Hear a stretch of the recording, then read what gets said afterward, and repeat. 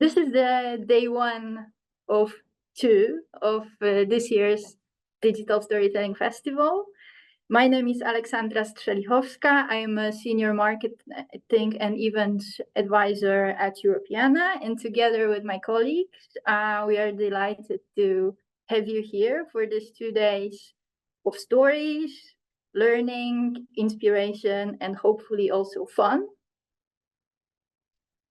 I will start with inclusive engagement guidelines. So we want this online event to be a safe and pleasant space for everyone.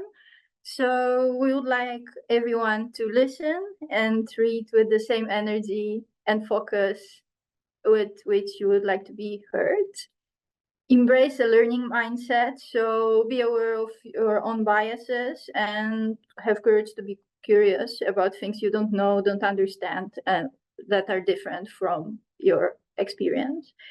Respect all different points of view, hold space for multiple perspectives and lived experiences, and own any errors if you make, apologize if needed, and make amends. We as a hosting team and speakers will do the same.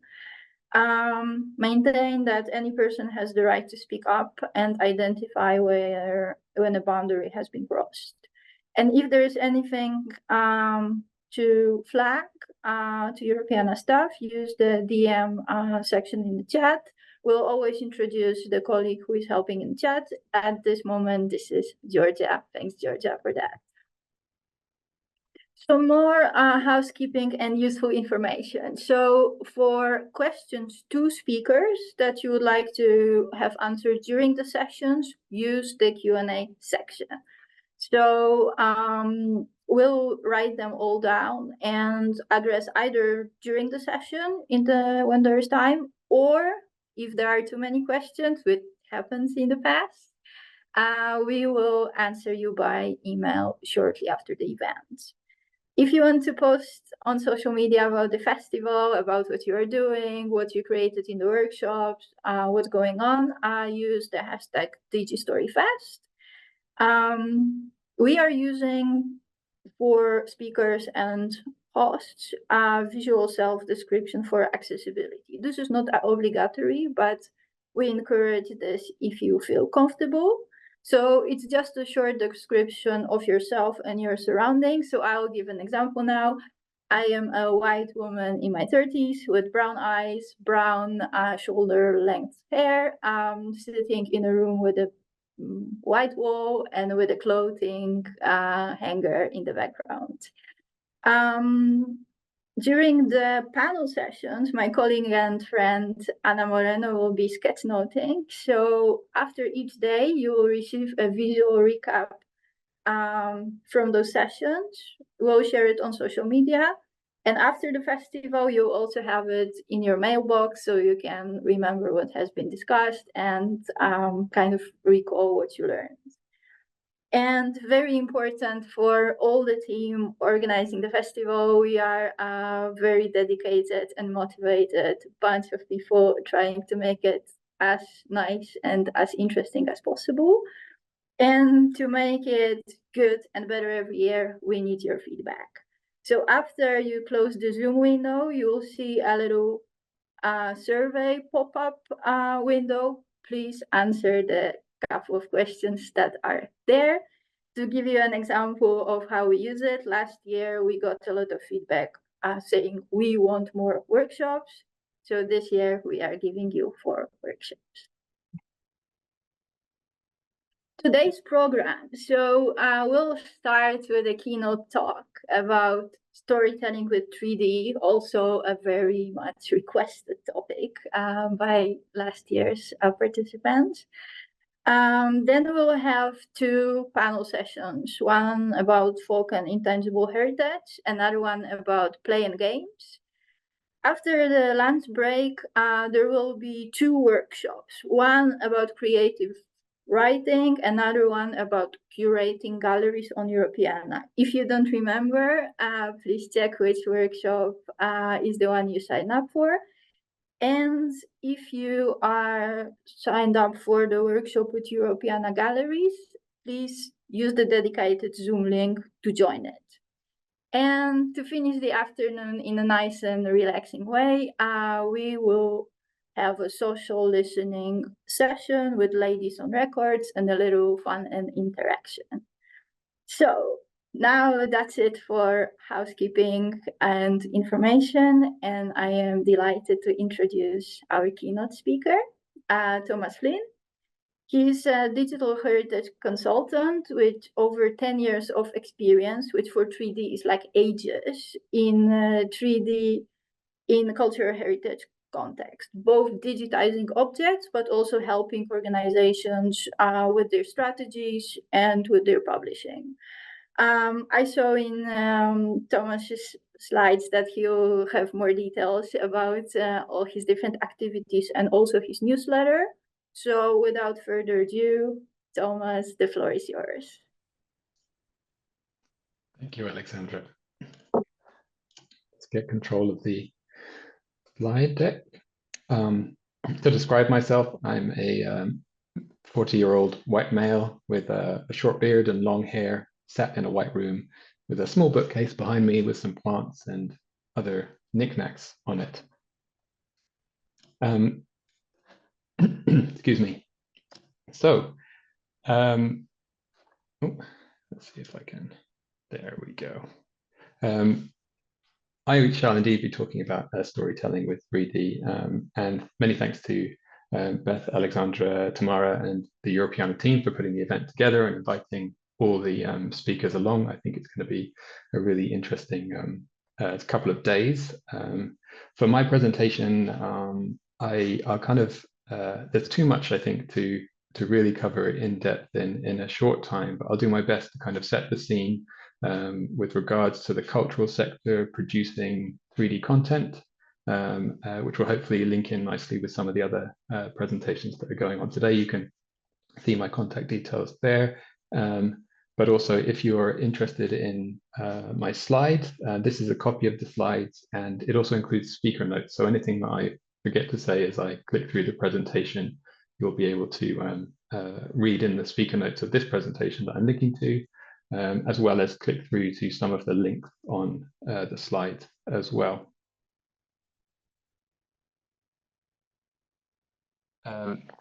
Just a quick bit about me. I kind of think of my work generally is to do with cultural heritage, 3D and community. So not just the technical side of producing 3D content, but really kind of how it's used and what it can do for people and for organizations. So consultant, speaker, digital creative. I also edit a newsletter called the Spatial Heritage Review.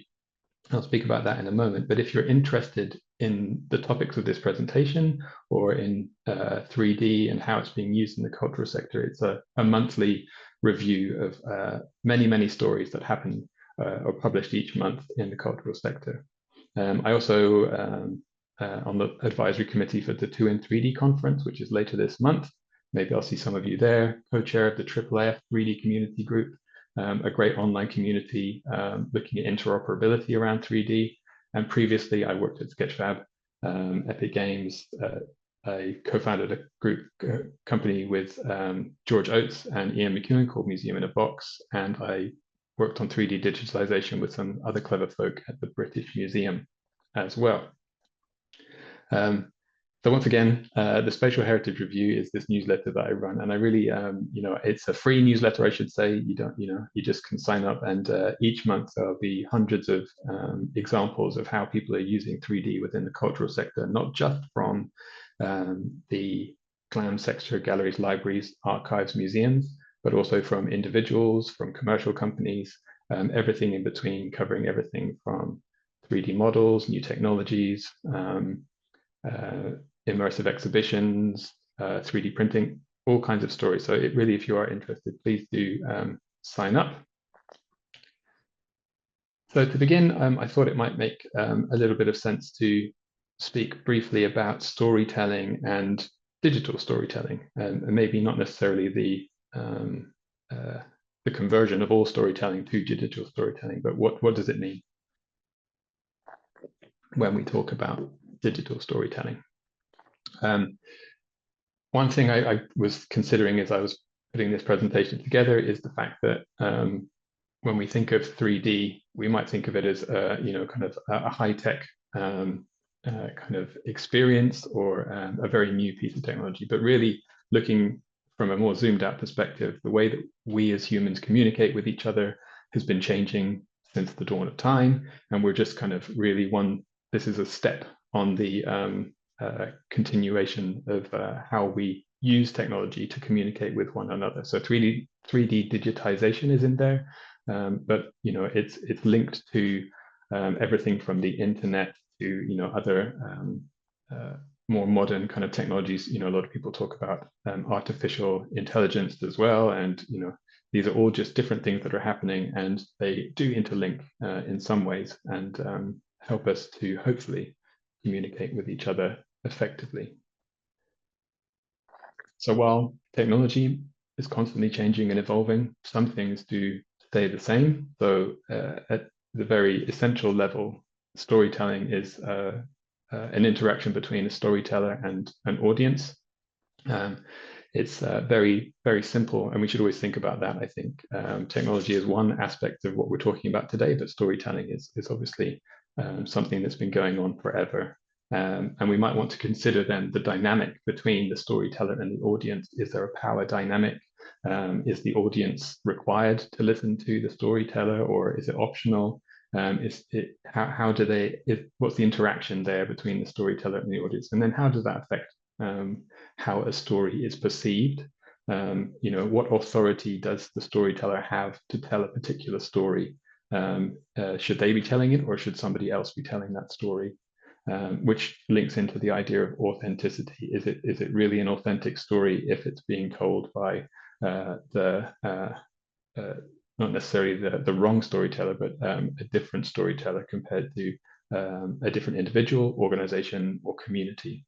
And then finally, I think there's this idea, as I was writing again, this idea of how vital is a story, like both in terms of how much life and excitement is imbued into a story, but then also how vital is it to the audience? Is it kind of a sideshow, or is it kind of something really important that means a lot to both the storyteller and the audience? And all of these things kind of, I think, form the basis of how we tell stories with any technology, not just 3D. It's important for us to remember that technology doesn't automatically make a story better in any way. It doesn't automatically make it more vital. It doesn't make it improve the storytelling process. We need to consider before we start throwing some technology into a story. Maybe we've decided the story we want to tell, but we want to not put technology between the audience and the storyteller without good reason. So, how applicable is a piece of technology, whether it's 3D or the internet or anything? How applicable is it to the storytelling process?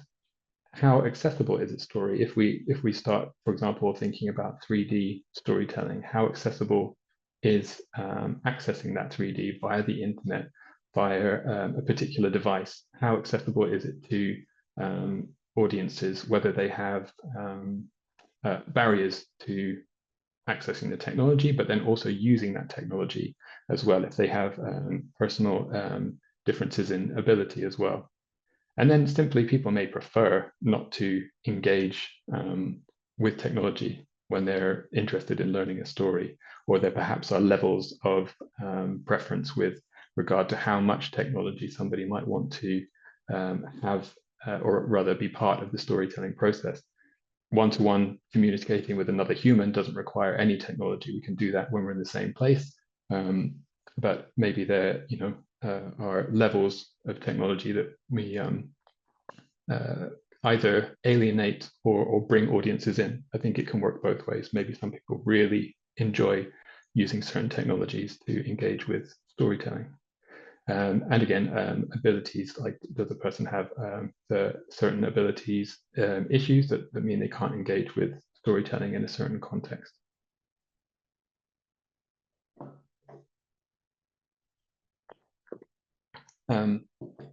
Going back to that idea of many different technologies and evolving technologies, we should remember that 3D content is simply one ingredient in the process of, or can be one ingredient within the process of storytelling. So everything from text and spoken word, audio, images, video, all of these different media and different ways of storytelling can be used by talented storytellers to create stories, or rather tell stories that can be engaging, meaningful, articulate, and vital, or not. It really depends on the skill of the storyteller, and as well as the content that has been made available in the first place.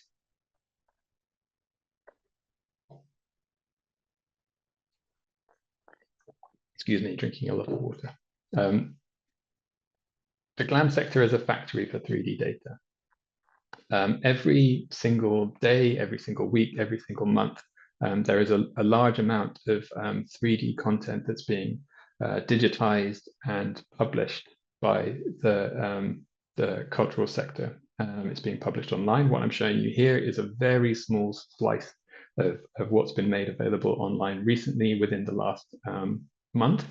And this is just what was published on Sketchfab, what was available under Creative Commons attribution licenses. So there's information about the 3D models you're looking at on the screen now in the speaker notes. So you can link through to the actual 3D models. So there's a lot of 3D content from around the world being published online, much of it under permissive licenses. But it's important to remember that the majority, even though 3D digitization is more accessible than it has ever been, the content that's being published and digitized is still going to be coming from organizations that are better resourced, either as an individual organization or within projects and countries where there are available programs that facilitate digitization and publishing. So it's important to remember that the available 3D props, let's say, or the 3D models come from a certain pool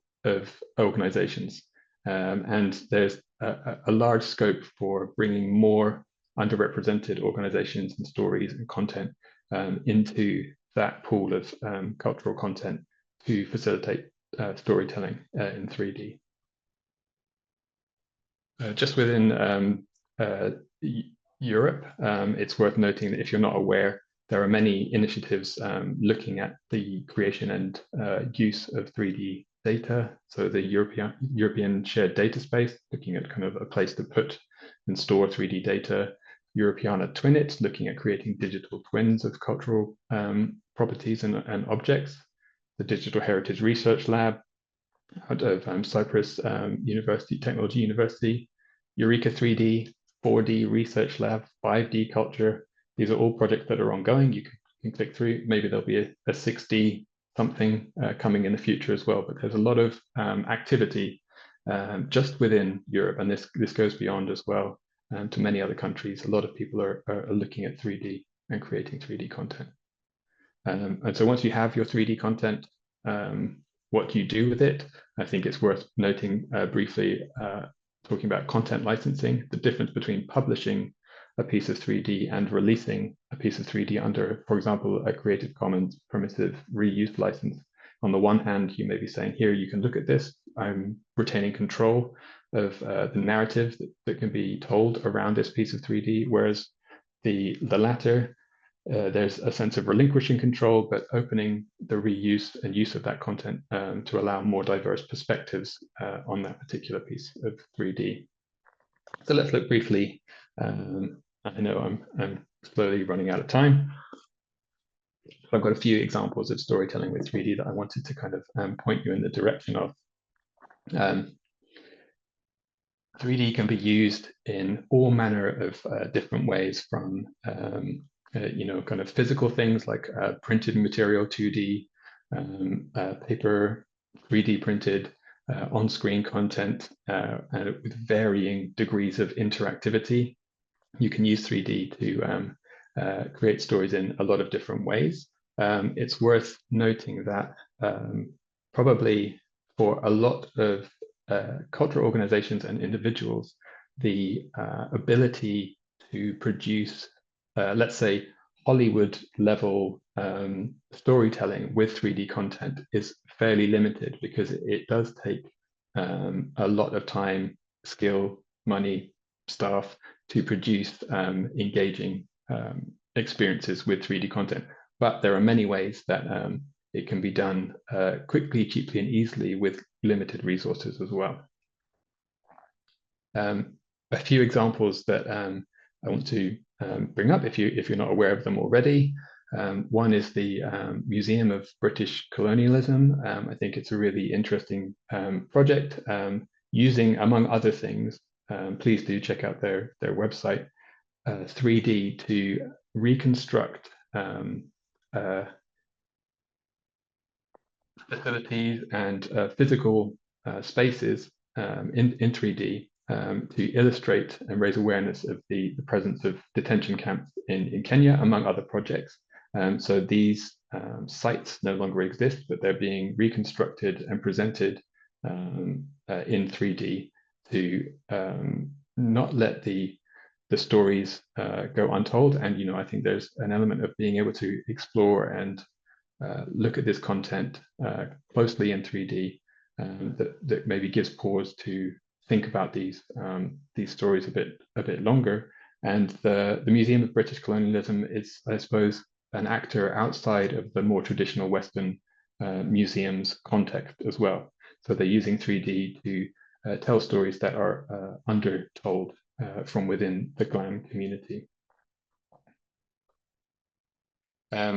Museum in a Box, I mentioned this is a project that I was involved in, but I like it as an example of using 3D to and technology to create an experience that focuses very firmly on the idea of storytelling. So essentially what you can see in this GIF here is placing a 3D print onto a small box that reads some information from a small sticker on the base of the 3D print, and then it will play some audio. So although this is fairly high technology in some ways, the experience itself is very physical, the 3D print, and we consciously worked to kind of get rid of the screen and just have audio, so that the focus is on the object and the story being told, as opposed to screens which we maybe use every day. And if you're interested in some of the other projects that used Museum in a Box, there were projects from museums, schools, where people could create their own collections of content, whether that was 3D prints or, for example, picture postcards, record audio, and then send the box somewhere else. So the idea of exporting the stories from one place to another as well, so that other people could experience and listen to them as well. This is, let's see what happens if I click that. The International Committee of the Red Cross worked to digitize in 3D urban environments that were undergoing the effects of conflict, but also to document the stories of the people in the same places and spaces. And I really like this project because it uses 3D to as a backdrop to the story, so you can see the places where these people are coming from, but the interaction is very, very simple. Scrolly telling, the technique of just using the act of scrolling through a web page to progress the storytelling really lowers the barrier for people to engage with that story while still using 3D content and other forms of media as well to engage people. I don't know how I can get off this slide. Oh, there we go. I won't go into detail about how Historic Environment Scotland are using 3D to educate people, among many other things that they do around their heritage sites and climate change. I also won't go into how the Museum of Natural History at Oxford University created 3D reconstructions of long extinct life, to tell the story of the first forms of life on the planet, or how the video game developers at Preloaded created an experience in the Fortnite massively multiplayer online game, where you could, among other things, carve the Great Sphinx and explore the pyramids of Giza. These are all amazing experiences, and there are many, many more that I could show you today. But just as a glimpse of the work that's being done, please do consider exploring a bit further. And if you do want to, this presentation I'm giving today is somewhat based on a presentation I gave at to Brighton University around publishing and reuse of cultural 3D for narrative purposes. Plenty more examples in that presentation. Again, the Spatial Heritage Review, if you're interested in a monthly recap of how other people are using 3D to document, tell stories and such, please do sign up. And also glam3d.org if you're interested in getting into producing 3D content, interested in exploring copyrights and licensing and publishing. That could be a good place for you to start as well. So finally, I thought it might be worth just kind of sharing some ideas about how the cultural sector might help enable storytelling with 3D. So, oh, excuse me, there goes my alarm. No, there we go. So that's good timing, because this is very much the end of the presentation now. So I think the opportunities that there are for the cultural sector, among others, are to engage with underrepresented voices, topics, and stories, and new forms of storytelling in the first place. That's kind of almost like a baseline opportunity for the cultural sector, is to begin with what stories should be told, and to really think carefully about that and how different organizations can facilitate that kind of storytelling. There's an opportunity to really consider what audiences want for their storytelling experiences, whether they want something that is technology based or something that is much simpler, but perhaps there are audiences in different demographics that may be more reachable with certain technologies. And so there may be new audiences to explore, as well as existing audiences that may be waiting to experience things in new ways as well. There's a huge need for cultural organizations to prepare their data for reuse and use. So if they're being made available, for example, 3D models are being made available for download, there's a big need to prepare content, to optimize content for use and reuse, so that it's easy for as many people as possible to download and reuse the 3D content and the associated memory content, story content in their own experiences as well. We want to make it easy for as many people as possible to do that. I think also not trying to do everything ourselves, but to partner with creators that know their platforms, whether it's a platform like Fortnite or reaching audiences on social media with 3D content. There are very talented creators out there who know what works with their audiences. So marrying those people with the 3D content from the cultural sector, I think, is an opportunity. And really to experiment as much as possible. Right now, there's no one paradigm for storytelling with 3D and technology. So there's plenty of opportunities to experiment and not be hindered by the idea of producing something perfect, although that's obviously a very admirable place to begin. And finally, I think everything that I've spoken about is only possible if there is space, time, staff to work on these kind of projects, and there's a need for kind of funding around funding to enable people to do this. So whether that's again within the sector or without the sector, I think you can't do a lot of things without money. So it's important to recognize that things don't happen for free, and you can often get better results if you pay for what you want. I'll leave it there, and thanks everyone for listening. I hope it's given you some things to think about, and I would give back the floor to the Europeana team, and hope everyone enjoys the rest of the 2 days of storytelling. Thank you so much, Thomas, for sharing this wealth of examples of 3D storytelling and opportunities that it provides, but also for reminding us that it remains about the storyteller and the audience, and encouraging us to think about representation and accessibility as well. And finally, about encouraging us to experiment. This is valid throughout the festival, but also in our storytelling and creative lives. The next session is about very much human to human experience with folk and intangible heritage. And I would like to invite our speakers, Maya and Fontaini, and our host, Jolan, to take over. Enjoy. Thanks so much, Alex. And what a great first keynote that was. Thanks so much, Thomas, as well for that. If you want to hear more about Thomas, I can very warmly recommend the Spatial Heritage Review to get links in your email inbox and information about 3D and cultural heritage straight from Thomas Flynn.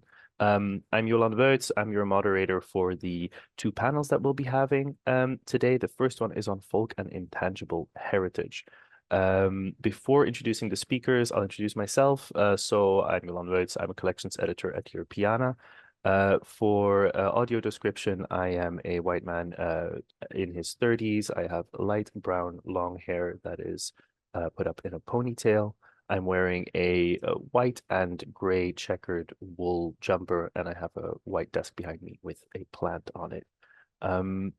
This panel is a panel where we would love to have your questions and your input. So if you have any questions to ask to one panelist or both panelists, or just a question in general, here, for instance, about folk and intangible heritage, please use the Q&A function, which should be in your Zoom toolbar. It looks like a little question bubble with a question mark in it. So please put your questions there so that we can address our speakers.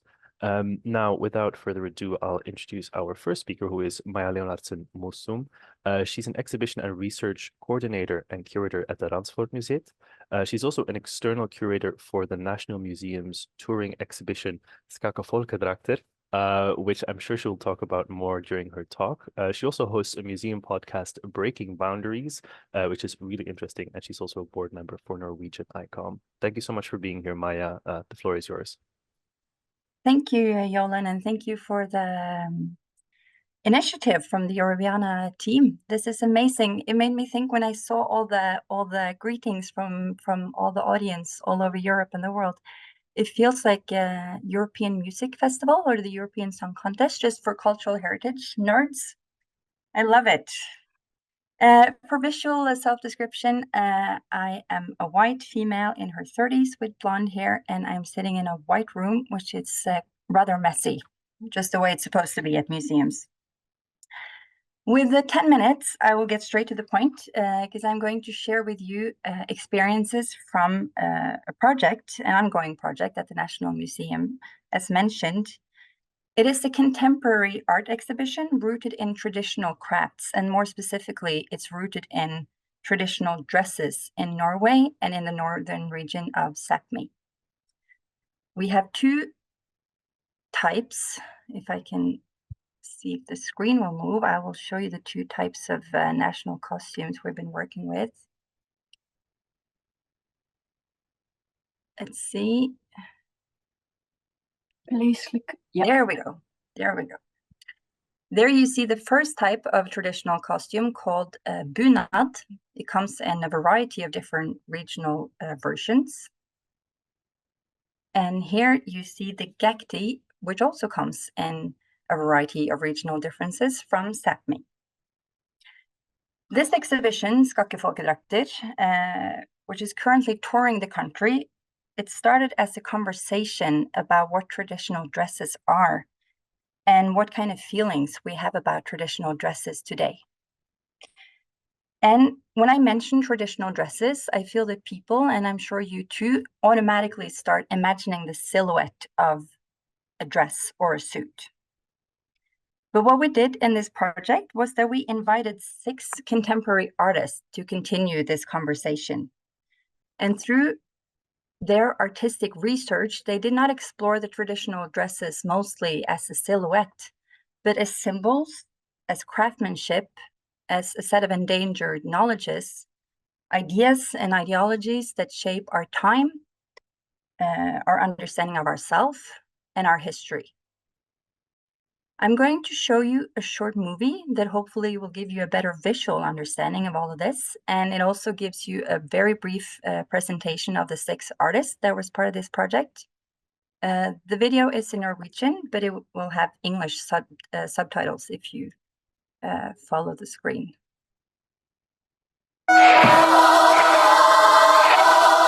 Altså, det er jo sjelden at man tar på seg en bunad og ting går bra.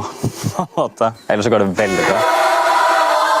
Til tross for at jeg har fått stempel som tekstilkunstner, så er jeg sånn som syr med superlim. Kitsch. I love kitsch. Cheap but dear.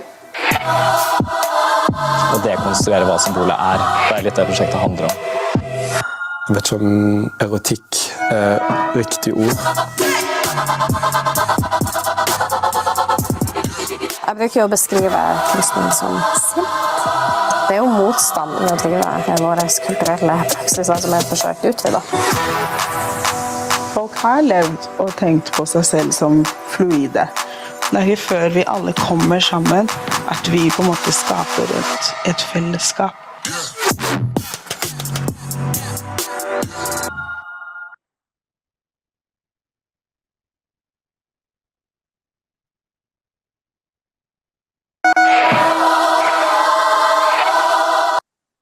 Sorry, I'm just going to try to... There we go. Traditional dresses is, of course, not a Norwegian phenomenon. It's used across the globe. But in Norway and in Sápmi, it has an incredible high popularity. I think it's said that 70% of all women own 1 or more pieces of traditional garments. So it's a very integrated part of our culture and the way we use it. But as historical symbols of the local and of the national, not everyone feels that they can take part in this tradition. That can be because of body size, because of skin color, religion, gender identity, economy, or as is the case for some of our indigenous population, because part of the tradition has been removed through decades of assimilation politics. So we set out to explore skakk folk dresses, and I included here a dictionary translation of skakk because it can be translated as queer, but it's not quite fitting. I like to think of it as something that describes someone or something which is a bit bent or outside of the norm, which I think covers most of us these days. Very good pronunciation of skakk, Jolin, by the way. But in this picture, you see Shafana Ali and Ahmed Umar, who prior to this exhibition project had started exploring ways of adapting this national symbol to today's more complex identities and to their identity. This stirred debate, praise, but also death threats and hatred. Traditional dress clearly can evoke a sense of belonging and pride in some, but also a feeling of shame and alienation in others. Who is entitled to take part and who is not? And what are these garments supposed to represent anyway? I always come back to that question. Is this a form of nostalgic role play? Or is it supposed to be a relevant marker of who we are and what we come from? All of these paradoxes was our starting point when the exhibition opened. And the artist showed us something that we thought we knew in a way we had never seen it before, or perhaps in a way that we had never thought of it before. Here you see one example from 6 of the artworks. This is a still photo from a video installation by a contemporary dancer, Harald Bahare. He worked with a social folk dance which always involve also the traditional dress and the fall costume. And in his work, he questioned who has the right to claim ownership of the cultural heritage. This project, Skakke Folkedrakter, is interestingly both an attempt to conserving and challenging traditions at the same time. We often said that it's a rebellion and a tribute, honoring traditions while at the same time trying to bring them into a new reality. But as I'm sure a lot of you are well aware of, evolving and renewing traditions is best done together with those who possess and guard the knowledge of the traditional craft. Because the diversity and the richness in history is often way greater than we think, or at least that I've been aware of. So these 6 artists spent 1 year working collectively, doing research with a broad variety of historians, of craftsmen, or mostly craftswomen, and scholars. And that was an amazing journey for all parties. And the artists used the cultural heritage as their source of inspiration. But what we found quite unintentionally is that they ended up giving back a lot to the field of cultural heritage. Here is another image from one of the artworks made by Christian Blanhol. He studied traditional instrument making, also used in folk dance dress. And his genre was noise music. So he fused the virtuose violin player with noise music to make a democratic and interactive instrument installation. So in what sense did these artworks contribute back to our understanding of heritage? My background is not in the arts, but in anthropology and cultural museums. And in my experience, conversations about traditions and change are often more stagnating than creative and experimental. And far too often, we get stuck in a polarized fictional duality between those who want to conserve and those who want to reinvent. And often we battle out who's right with facts, historical documents, and methods. And I feel that as professionals, we're maybe a bit too certain some of the time. Sometimes I feel like we also talk about the same thing or the same phenomenon, but we're blinded by the limitations of the scope of the particular field that we are belonging to. So in this project, we decided to embrace the uncertainty and being uncertain. Because sometimes, contrary to how museums act, history and heritage is not a natural science where there is such a thing as a right answer on how to go about. And what we witnessed happen was that these 6 artists, through their artworks and engagement with traditions, managed to elevate a notoriously difficult conversation. As artists, they were subjective and they abstracted the topic of traditional garments to such a degree that no one in the traditional craft field felt threatened. And in doing that, they created a new platform where we could talk about traditions and belonging in a different way. A more nuanced way, and to me, a much more rewarding way, where anger and pride and knowledge and fear and friction could coexist. And because I think the artworks were subjective and not based on cultural heritage expertise, our experience is that the audience also find in the exhibition a space where they can take part in the conversations about tradition from their starting point. Like I mentioned, this project started as a conversation, and it continues as a conversation. As so often is the case in traditional craft, people, and often women, come together around a table to talk and to transfer tactile knowledge. So we incorporated a craft table in the exhibition. And as you can see from this picture, where the exhibition is in Kautokeino, up north in Norway, it creates an intimacy. And it also seems to make it easier to talk about difficult topics when you can make something with your hands. The exhibition is traveling the country and creating local conversations. Because if there's one thing that is certain about traditional knowledge, it is that it's local. And talking is a good starting point. Often we treat our traditions as if they're going to break if we touch them. And I'm convinced that lack of engagement is its biggest threat. I'll finish with a word from one of the artists, Håvard Kranstad, who said that when you challenge something, you're also showing an interest. And in showing an interest, there's a form of love. Here are some links if you want to read more or watch the full portraits of the 6 amazing artists. And thank you very much again for inviting us. And I'm looking forward to questions and listening to the rest of the seminar. Lovely. Thank you so much again, Maja. This was a really nice kind of view into the projects that you've been working on. I really love how you described some things, not in the least describing Digital Storytelling Festival as Eurovision Song Contest for cultural heritage nerds is a perfect opener. And there's a lot of love for your presentation in the chat as well. If you have any questions for Maja, please put them in the Q&A section. We will get to those questions after the second presentation, which is by Foteni Venieri.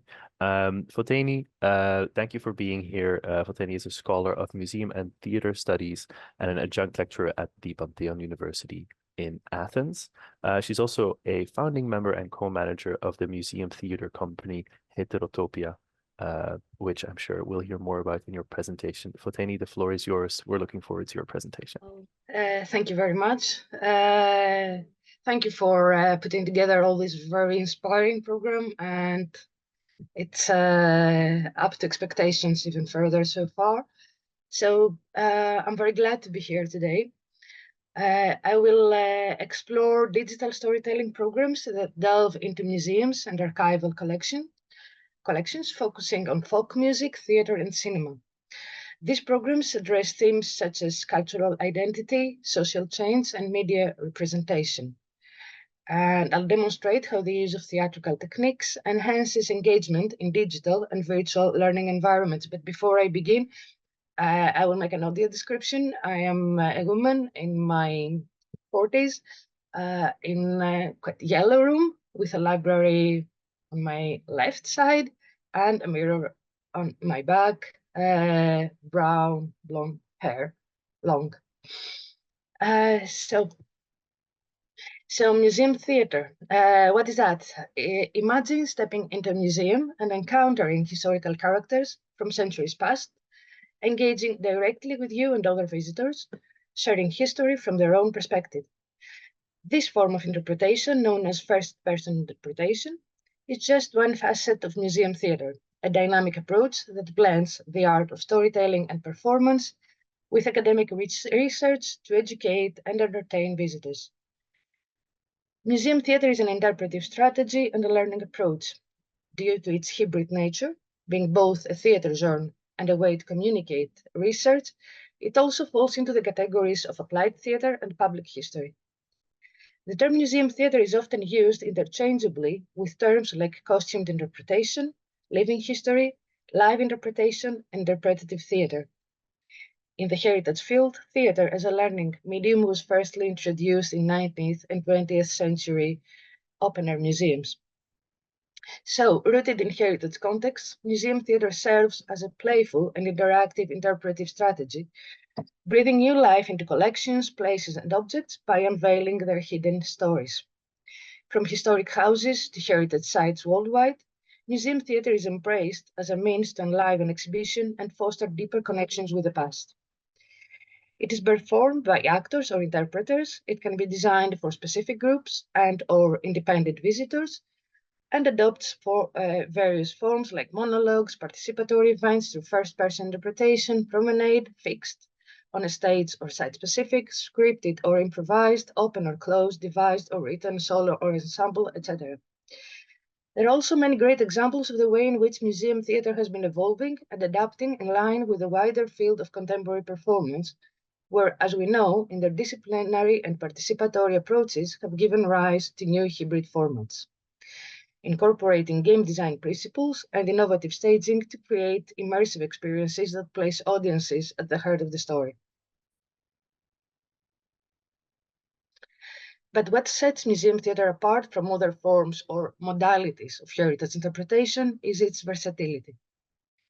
As with any form of person-led, person-to-person interpretation, by which I mean live talks, tours, demonstrations, etc., museum theatre can be tailored to specific audiences and refined on the spot in direct response to input from that audience. Museum theatre sets itself aside here, however, by drawing on the processes and languages of performance practice, storytelling, gesture, character, and make-believe to create and hold space for an encounter of sorts with people from the past, with all of the nuance, contradiction, and relatability of a first-person account. Research shows that these immersive performance-based encounters not only enhance learning and enjoyment, but also aid recall, foster emotional engagement, and encourage thought-provoking connections to complex ideas. Museum theatre has also far-reaching impacts, giving voice to marginalized communities, challenging preconceptions, and creating lasting impressions on visitors. Moreover, it serves as a lens through which we can explore and interrogate intangible aspects of history, such as behaviors, attitudes, and prejudices of bygone eras, shedding light on contemporary social relationships. As we delve deeper into the digital age, museum theatre is evolving to embrace digital formats and online platforms, offering enriched and engaging virtual learning experiences that reach well beyond the confines of physical museums. The digital revolution has transformed museums into dynamic online learning spaces accessible worldwide with just a few clicks. This shift allows students everywhere to explore history, culture, and education through virtual journeys. Museum education now extends beyond physical visits to include digital realms, offering synchronous and asynchronous learning opportunities. Synchronous programs facilitate real-time interaction in virtual classrooms, for example, while asynchronous platforms provide flexible, self-paced learning. Initially a substitute during COVID-19, online museum sessions have now become a staple part of school programming in many museums. They enhance traditional classroom education, employing blended learning techniques that foster collaboration and interactive engagement with cultural content. Museum theatre in live online museum learning brings history to life through interactive historical interpretation on digital platforms. Performers adopt historical personas to engage audiences in virtual museum tours, scripted plays, and educational scenarios. Leveraging digital capabilities, museum theatre offers a distant but direct experience through real-time interaction, use of primary material, collective work, and access to school groups that might have never been able to visit the museum.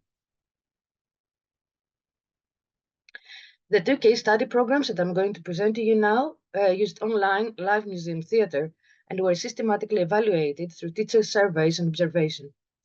They both lasted from 45 to 60 minutes so that they could fit within an academic hour and were delivered from the museum gallery space by costumed performer facilitators using handheld gimbal devices with a Museotech app installed on mobile phones. Museotech is an app, platform, and a service provider that facilitates the promotion, booking, and delivery of live stream tours and workshops at cultural sites and museums.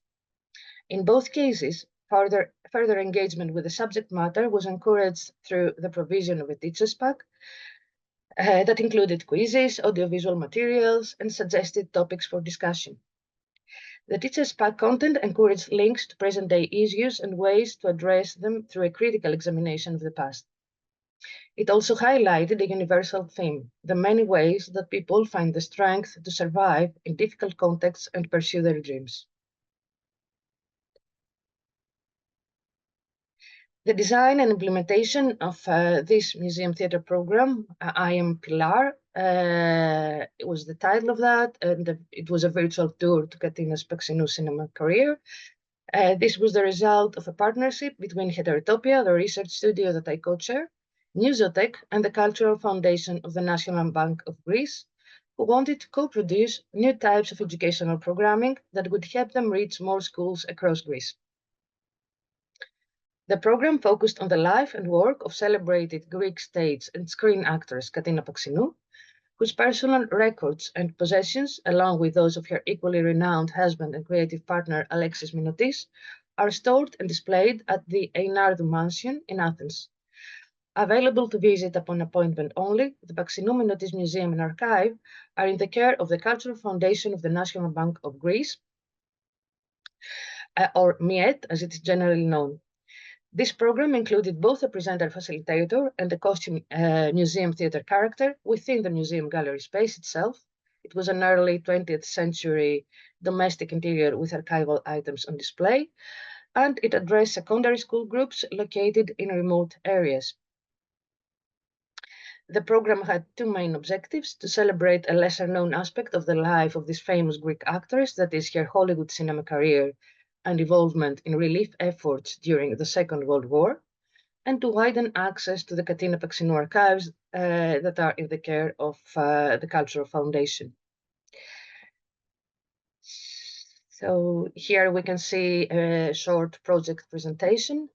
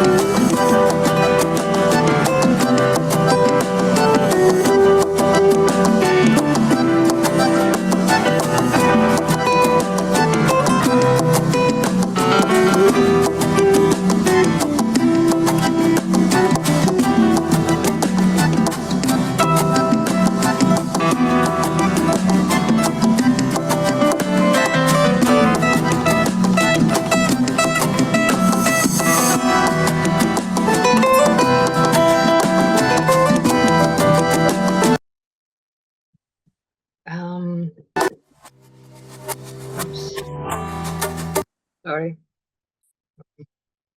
Okay.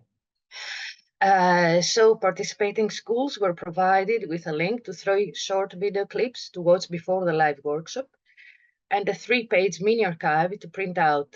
These were a mixture of press clippings, correspondence, and campaign communications from the Katina Paxinou archive, all written in English during the period 1941 to 1946. Poteni, sorry to interrupt, but I'm going to have to ask you to wrap up in a bit just so we can have some time for questions. Okay.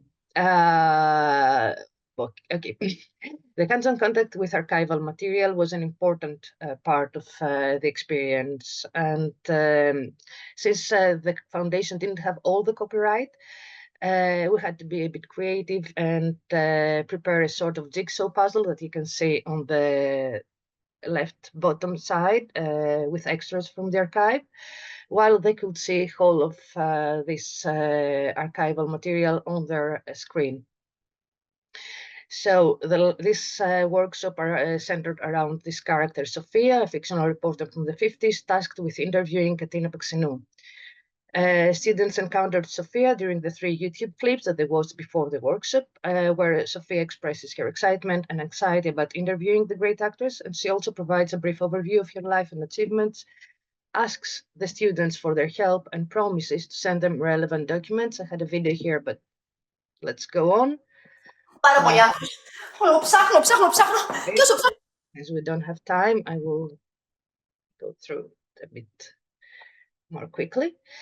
I think it's best if you just present your conclusion now, because we don't have time for the second example. I'm sorry to say. That's a shame. Yes. Okay. Very briefly for the second example, because the conclusions have a lot to do with that. Of course. So this was a play that was organized for designed for the European Heritage Days at the Museum of Greek Folk Musical Instruments, and was turned into an educational program focusing on Greek Roma musicians' contribution to traditional Greek music and the formation of their social identity. So our central character here is Kostis, who comes from, in 1991, when the museum opens, from his village at Koboti Arta, to find his friend Vangelis Soukas, a very famous clarinetist, a Roma clarinetist, and with an international career. He believes that the museum is the right place because he has heard that many people, famous musicians, go and offer their instruments to the museum, so he believes he can find information about him. So taking cues from the objects and the pictures and using digital assets, he tells us the story of his friend, his relationship to him, and the adversities and successes that he went through. So this was addressed to Roma schools, I mean schools with Roma students, which are quite a lot. And it had some very interesting results. So both projects demonstrated promising outcomes in terms of learning effectiveness. Survey data indicated that students not only learned something new, but also developed a better understanding of concepts like the function of archives and aspects of cultural heritage. Primary material of ethnic spaces like role play and fictional content significantly motivated them to engage with the content provided. And teachers reported also high levels of engagement and motivation among their students, who appreciated the playful use of theater to imagine a time travel type encounter. Okay, thank you, Foteini. I'm going to have to stop you there. Thank you for this presentation. I'm sorry that we couldn't get to the full part of your second example, which I'm sure was really fascinating. I would like to have some time for questions. So let's see if there are any questions for either you or Maya to answer. I have a million of them, but I think it's best to let the audience ask their questions first. I have a first question for Maya from Lucrezia. They say, hello, Maya. As a fellow anthropology graduate, I'm curious to find out how the local gatherings centered around the traditional crafts help women in small communities build agency for themselves and feel independence. But also, how do the people of Norway deal with incorporating these newer traditions into their already established corpus of habits and traditions? It's a long question. Maybe if you need to reread it, let me know. Oh, that's a big question and a lovely question. And don't hesitate to email me because I would be happy to elaborate also later. But to be brief, a fundamental part of this exhibition was that it was developed together with the crafts communities, and it's also touring the country.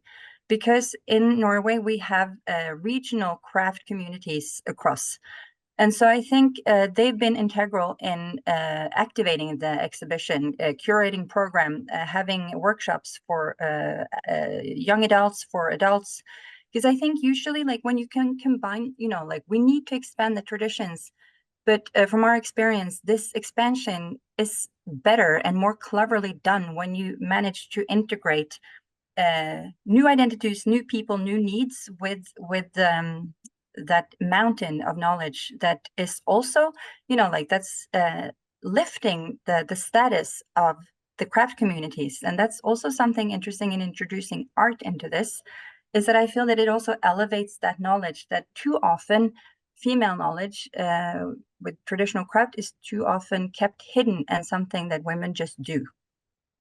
So yeah, I'm not sure if I answered all of it, but yeah. For me, at least, I'm sure you did. Thanks for that really insightful answer. I wanted to ask a question to both of you, because both of you are working on projects that in some way reach out to different audiences in a different way that hasn't been done before. So maybe Foteini, you can answer this one first. I'm interested in what the reception was of these projects with the audiences that you work towards. So with your project, it was mostly geared towards students.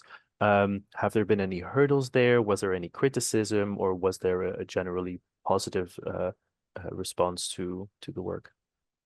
The response was generally positive. Sometimes we had some issues of technical issues due to internet connection on the day of the performance, but this was solved. And the other thing is that going back to 1991, which was very close to our era, sometimes it didn't really seemed as a time travel. So the only thing to imply in time travel was the costume, not in 1991, not much different, and the tape recorder. So these children may not have seen ever a tape recorder before, or one in their grandfather, I don't know. But we had this sometimes, and but I think this was due to the absence, because in the second program we didn't have a facilitator. We only had a performer. So a facilitator would actually solve that.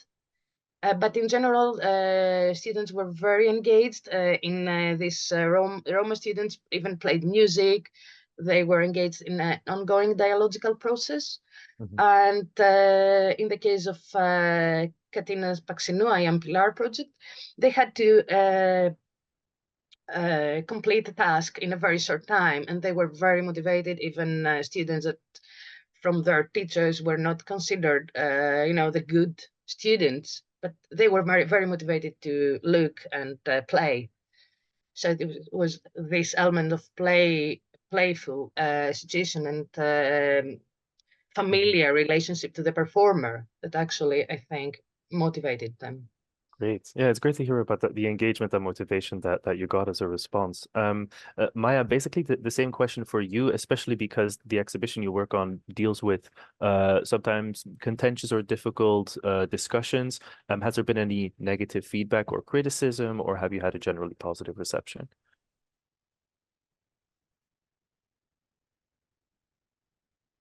Just gonna find the unmute button. Yes. Well, I think we were prepared for the worst. So we were armed with a Q&A answer to all working with communication for a tsunami of criticism. And in fact, of course, there has been some negative feedback, but very little. And I think, like I briefly mentioned, I think that's because this was an art exhibition. Had we redefined it as a cultural heritage or cultural history exhibition, it would have been way more controversial. But because it was done through the art, it created some sort of distance that allowed people to explore this issue without feeling that the traditional craft was threatened. And I think also, like this, we had two target groups. One was young queers in the countryside, another one was the traditional craft communities. And what I think has happened is that we have managed to meet somewhere in the middle. Like, some of us started out being very rebellious about these traditions. I find that I've ended up a bit more conservative because knowledge tends to make you maybe more humble, and vice versa. Some of the more conservative protectors have, through conversation and through us putting an emphasis on letting friction, working through the friction, and instead of trying to avoid it, has gained a deeper understanding that no one is here to remove or threaten the knowledge that they possess, but rather they want to take part of it. So I feel that not being afraid of friction and talking is an art has reduced the negative reaction a lot. Thanks. Yeah, I think this is a big through line through both of your work. The feedback that comes, the discussion, talking, having conversations instead of this being a one-way kind of presentation of history or knowledge or tradition. I feel the audience deserves a break after all of the thinking and listening that we've done. So I want to thank you once more, Maya and Foteni, for your contributions. It has really given me at least more insight into how to visualize and have conversations about intangible heritage and folk heritage. So thanks again. We'll have a short break right now of a small 5 minutes. So let's say we will be back here at 11:15. If you are leaving us, please don't forget to fill in the post-event survey. And one last thank you to the speakers up until now, Thomas Flynn, Foteni Venneri, and Maya Musum. See you in 5 minutes, where we'll be talking about play, games, and storytelling. See you then. Okay, we've had a short but hopefully nice break. I hope you have the time to get some coffee, get something to drink, so that we're strapped in and ready to go for the next session, which is continuing, of course, on digital storytelling and new ways to bring stories to people. This panel is all about play and games and how those can bring stories in different, interactive, interesting ways to our audiences. We have two speakers today, Mark van Hasselt and Gabriele Aroni. Before we jump into this, I want to remind you to please use the hashtag DigiStoryFest if you are on socials and talking about this event. Thank you for doing so. Without further ado, let's introduce our first speaker. Mark van Hasselt is an entrepreneur in the cultural heritage space. He's founded multiple ventures, such as Novitas Heritage, Adventure Escape, and Museum Escape, which all in their own way, I think, focus on creating novel ways to experience history, heritage, and entertainment. Very much looking forward to your talk, Mark. Thank you for being here, and the floor is yours. Thank you for the introduction. I hope everybody can hear me all right. To give a short audio, I am a man in his 40s, as evidenced by the gray in my short hair and beard. I am sitting next to a bookcase with the books color-coded and a globe on the other side, which, as I'm now demonstrating, is a bar globe with some various very tasty drinks in there. But without further ado, let's get into some games, or more specifically, gamification. So let's start with some, short introductions. As was already mentioned, I'm actually an academic. I studied history in Utrecht in the Netherlands, and I worked for several years in an open-air museum. So I very much enjoyed the talk about the museum theater. I also chaired the International Museum Theater Alliance for a couple of years and was live interpretation coordinator for Interpret Europe. So I saw a lot of familiar faces. I founded my own company, Novitas Heritage, with a business partner in 2016. He has since become a project manager in IT. There's more money in that. And I have also founded 2 ventures now for more escape room-like experiences. I do enjoy some immersive or interactive theater and reenactments and LARPing and all sorts of different ways of playing games. And from that passion for play, I have decided that museums could be more fun. So before we get into the museum side of things, let's talk about games and what makes a game very briefly. I like the definition that a game is the voluntary attempt to overcome unnecessary obstacles. It usually takes a couple of seconds to process that, and every word in that sort of is important. It has to be voluntary. The obstacles have to be unnecessary. It's not something that is compulsory.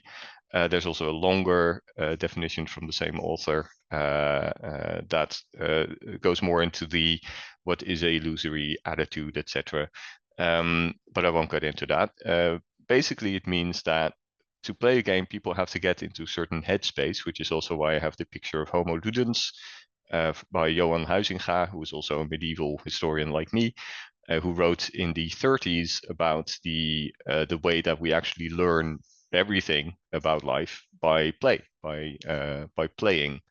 And he talks about the magic circle, which is an important aspect in game design is still used in video game design, etc. today, which means that people have to get into the magic circle. They have to accept the reality of the game world, as it were, before they can actively engage with it.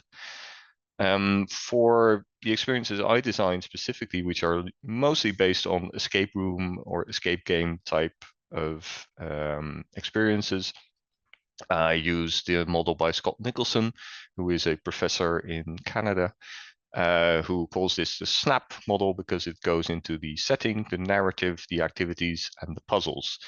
I think it's relevant because it also shows that the storytelling aspect of games is very important to this model, to escape rooms and similar experiences in general. I believe to all games, but it comes to the foreground much more quickly in those experiences.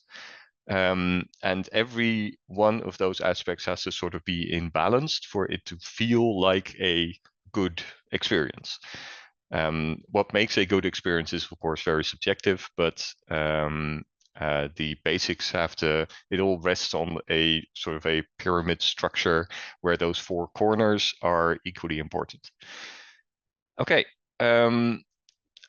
Actually, I would love to give some examples of what I've done in the past, just to give also some ways that we can talk about what makes a good game or what makes an interesting or educational experience.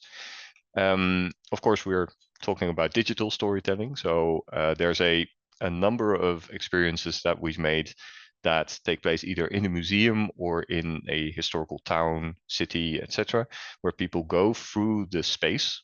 Because it is the physical space is an integral part of the experience, as it is with, for instance, museum theater. You could do that on a stage, but it wouldn't work in the same way. It wouldn't have the same aspect of interactivity or storytelling. The same goes for the sort of apps that we've made that take place, for instance, in the National Museum of Antiquities. That's the image you see there on the left. Where participants, it was aimed at school groups at 8 to 12-year-olds, who would go through the museum and help various historical characters collect things. They would have to make decisions. This particular scene is a woman who has found an elixir which is supposed to lengthen life, but she has to choose. Does she give it to her neighbor or to a family member?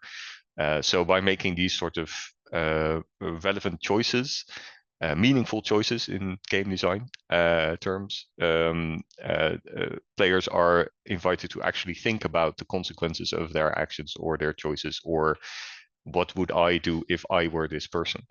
And by stepping into someone else's shoes, you train basically empathy, which I think is an important part of museum education, is to look at what others do, and specifically what the other does and how they live and why they make different choices than you might make, and just try taking on that role. So that interactive part also of museum theater, where you invite the audience to actually have an active role in the performance, is something that I think is essential and very important. I will come back to that later. Escape routes, which can be regional, can be local, can be in a city or town, can also be in a museum, which is like you turn a location into an escape room. You can do this with purely physical means, no digital elements at all, but usually it's easier and much more. There's more possibilities if you make it. If you give it a digital element. So if there is some online environment where people can enter their answers to different questions. We're at the moment working on a Cold War experience for the National Military Museum, where school groups and also families, etc., receive a suitcase, which once they've opened it, of course, which is a puzzle in itself, actually has a red phone and a big red button, and you can actually enter the answers that you find as you go through the different files that are also in the case into the suitcase, and it will respond. It will give you feedback. You can also get hints from it, so you can always go forward in the story. Again, the obstacles should be unnecessary. So if you cannot continue in the story without overcoming the obstacle, then it isn't going to, not going to be a very well told story in the end, is my experience. There's a lot more control when you talk about escape rooms, because you have a physical space that you can completely control. The image on the left that has the museumscape, the big wooden box in the National Museum of Antiquities in the Netherlands, that was one of our first projects, and it was sort of a pop-up mini escape room where people could go through and solve different archaeological puzzles, basically to show that archaeologists, they dig stuff up and then stuff appears in the museum, but there's a lot of stuff that happens in between, and we wanted to talk about that. So it's by having them do it, explore objects, weighing them. This is a dendrochronological puzzle you see in the middle. So they have a lot more insights into how archaeology actually works. Bunker 83 is the story of Stanislav Petrov, also known as the man who saved the world, who did not launch nuclear missiles at the US when there was a technical malfunction. And we invite people to step into a bunker, as it were, and experience the responsibility that, for instance, Stanislav had back in the 1980s. And then hopefully they will make the right decisions. And they only sometimes destroy the world, so, you know. But we leave it up to them. The decision is theirs. There's a big red button. Do you push it or don't you? I also love a good time travel theme. So I've made several escape rooms now that have that theme, and where usually we, instead of having magic, you have technology, which is, as I said, you know, sufficiently advanced technology is indistinguishable from magic. So instead of a wizard did it, it's the time machine did it. And of course, we then explore things that's, I love the theme because it also gives the opportunity to talk to people about what if things were different, what the things that happened different, what if you changed the past. I think the message is very important that if you go back and you change a small thing, everybody accepts in the fiction of time travel that the future and the present, everything changes. That means, quite logically, that if we were to change small things here and now, the future changes. People don't accept this. People don't feel that this is true. Doesn't matter what I do. Doesn't matter who I vote for. But if you put them in the fiction, they do accept it. And by then basically mirroring it with them, telling them like, well, you accept it there, why not in real life? People, you notice that people are they sometimes change their way of thinking a little bit, which I think is the whole point of what we do. Of course, there's also the opportunity to turn the escape room concept on its head by having boxes that you have to open instead of rooms that you have to escape out of. It's the same principle, so I will be brief on that. Then, to go back to the museum theater stories, real life games are a fairly new concept within the escape room sphere, where there's a lot more emphasis on the interaction with other players or with actors. So the puzzles aren't physical puzzles, they're more quests, they're more things that you have to solve by talking to people, by interacting with people, by weighing the different goals and agendas that people may have, and then making a decision again. You can also ask people to have an active role in it, so it's more like live action role play. So there's a lot of opportunity there to have people actively empathize with, you know, people from history or people in the present, marginalized communities, etc. There's a lot of examples of this also in museums, but it's more rare, but also in, for instance, other heritage sites like old prisons. Prison Escape is a massively successful venture in the Netherlands, where hundreds of people are locked in a prison and they have to escape. And usually one of the guards is corrupt and one of the prisoners knows a way where security is light. So there's different ways to escape. Trace and Thomas was in an old fortress, a similar idea. And my own project, which will launch later this year, is Museum Escape, a night at the museum, where the museum after closing comes to life. And I will invite a couple hundred people per evening, hopefully for many evenings, to come and explore the museum and of course solve the mystery that is happening there. In conclusion, museum games, gamification of museums, I think offers a massive opportunity to really engage public. Also, I don't really work with target audiences so much. Of course, when you do an educational project, you have to define it, but I like intergenerational learning. I think everybody loves to play. You just have to get them over that threshold into the magic circle, and then they will learn a lot about the museum, about themselves, about the world. So with that, thank you very much for listening, and I welcome any questions. Lovely. Thank you so much, Mark. I think your target audience is me. I want to be in as you said, everyone likes to play. So this, I feel, attracts a lot of people, and I'm sure I could get any of my friends that otherwise would not go into a museum if I say, well, it's actually an escape room or a break-in box or something similar. That's the idea. Yeah, so if anyone has any questions, feel free to use the Q&A function. We'll get to those after our second speaker, who is Gabriele Aroni. Gabriele, thank you so much for being here. Gabriele is a senior lecturer at Manchester Metropolitan University. He mostly researches some things on the intersection of architecture, game studies, cultural heritage, and semiotics. So a lot of intersections at the same time. And he's the author of The Semiotics of Architecture in Video Games. Gabriele, thank you again for being here. The floor is yours. Hello, thank you for having me here, and thank you for the introduction. Okay, yeah, it works, fantastic. So I'm going to look at commercial digital games, because exactly we have seen right now in Mark's presentation and even Foteini's before about how games can be designed and used in cultural and museum settings. But I'm interested in seeing how the regular commercial games that we find in stores can be used for the same purpose, to promote cultural heritage. And there are many reasons to look at this type of media, because right now they're the largest medium on the planet.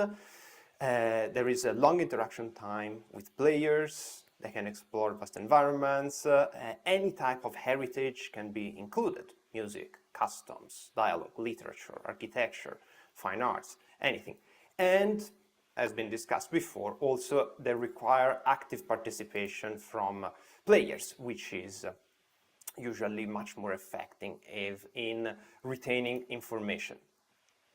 And the games themselves are also extremely varied, and as such, it's easy to use them for various purposes. So games can reconstruct existing history, or they can only pick up, for example, art styles and apply them to settings and gameplays that can have even little to do with the original art style, but still display it, or adapt existing locales, environments, history, and reuse them for the game, or just also use folklore and mythology and set the game in it, which can also be extremely varied in how players interact with the heritage that is presented. So reutilized and reinteracted with in different ways, and they can also adapt to various budgets, type of heritage, appropriateness of how the heritage is presented and used in the game. At the same time, outside of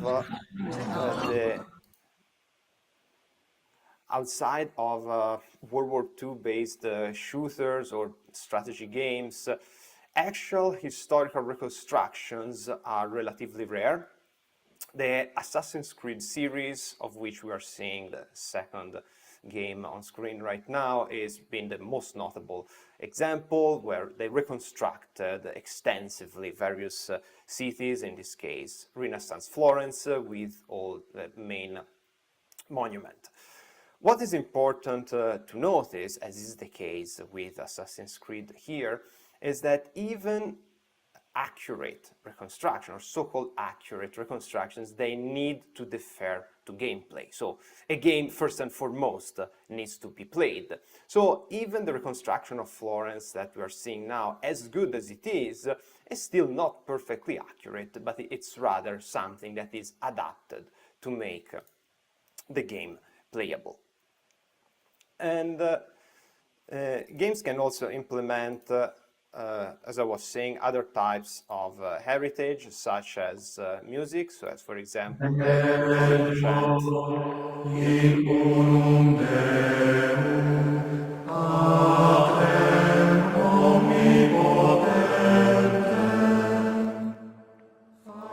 and this is set in also an accurate reconstruction of the 15th century Sava monastery in the Czech Republic. The game is Kingdom Come Deliverance, which is actually one of the few examples where the reconstructions are almost as accurate as it gets in terms, at least, of the architectural reconstruction and so on. There have been large collaborations with historians and scholars to have it accurate, and it implements various aspects. And a similar approach is, actually a different approach is taken by Italian developer Giamma Games, which are about to release their first game where they wanted to implement Italian heritage in their design. The main difference. And sorry, that's a lot of the the wrong one. traditional It's belief. the same is happening in China. There is a big push for representing cultural heritage in games, and this in fact takes many forms, for large production to dedicated production, as well to small independent production, and then readapt their heritage to the purpose of their game, such as the case of the Rewinder. Stories from Chinese folklore into our gameplay. For instance, in the beginning, we have a thing called the Beyond. This is basically an afterlife thing. And you can see a special lady here. She's cooking a soup, and people need to take this soup to wipe their memories. In the village, we also have a temple called Tu Di Ci. It's a temple where traditional people make wishes here. In terms of puzzle design, we also have very different things like steels, animal-shaped lockers, traditional abacus, etc. Okay, I think that's it for me. I'll pass it to Zach, our artist, to talk about the art. Hi, I'm Zach. The Rewinder is based on Chinese mythology. We really want our players to have that feeling when they play it. Our style now combines the Chinese ink painting with pixel art. Initially, we thought about using ink, which is authentic Chinese art style, to make the game. But ink painting is challenging. For example, if you want to make animations out of it, it can be a disaster. It was really hard for us trying to come up with a Chinese style picture, from color to shape. In Chinese paintings, the pigments are mostly extracted from mineral, which makes all these colors really special. And these special colors... Sorry, can you hear me? I think everything just crashed on my side. It's a great example Oh, of we can hear you. how this can be implemented. Okay, thank you. Sorry for the interruption, but there was a technical issue on my side. I hope the video was still playing. Yes, so it as I was was. saying, so a different, fantastic, thank you. So a different way of implementing cultural heritage. In this case, is readapting traditional legends and folklore, but also readapting the art style to a pixel art adventure game. So a completely different, but still Main difference. using it.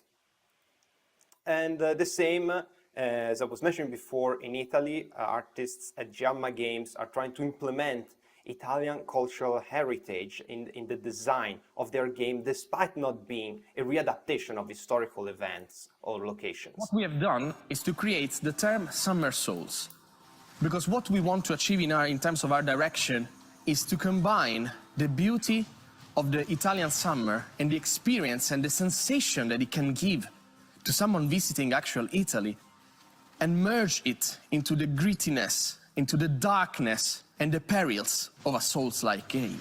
So, beneath the azure skies, the cicadas don't sing for anyone. The sea crashes over the rocks, but no one crosses it. And under the sun, the ruins, dark, still lurk with many dangers that could hide your next demise. We have decided to go for this direction because as Italians, what we want to represent what Italy is about. Vibrant colors, bright hues, and overall, a very luminous palette. It's imperative to us that you would realize this word. And we can hear What we have done is to create the term in the words of Shruti Ghosh. So she's the art director for the Indian game Raji, which has been actually a resounding success, with similarly implements elements of Indian cultural heritage.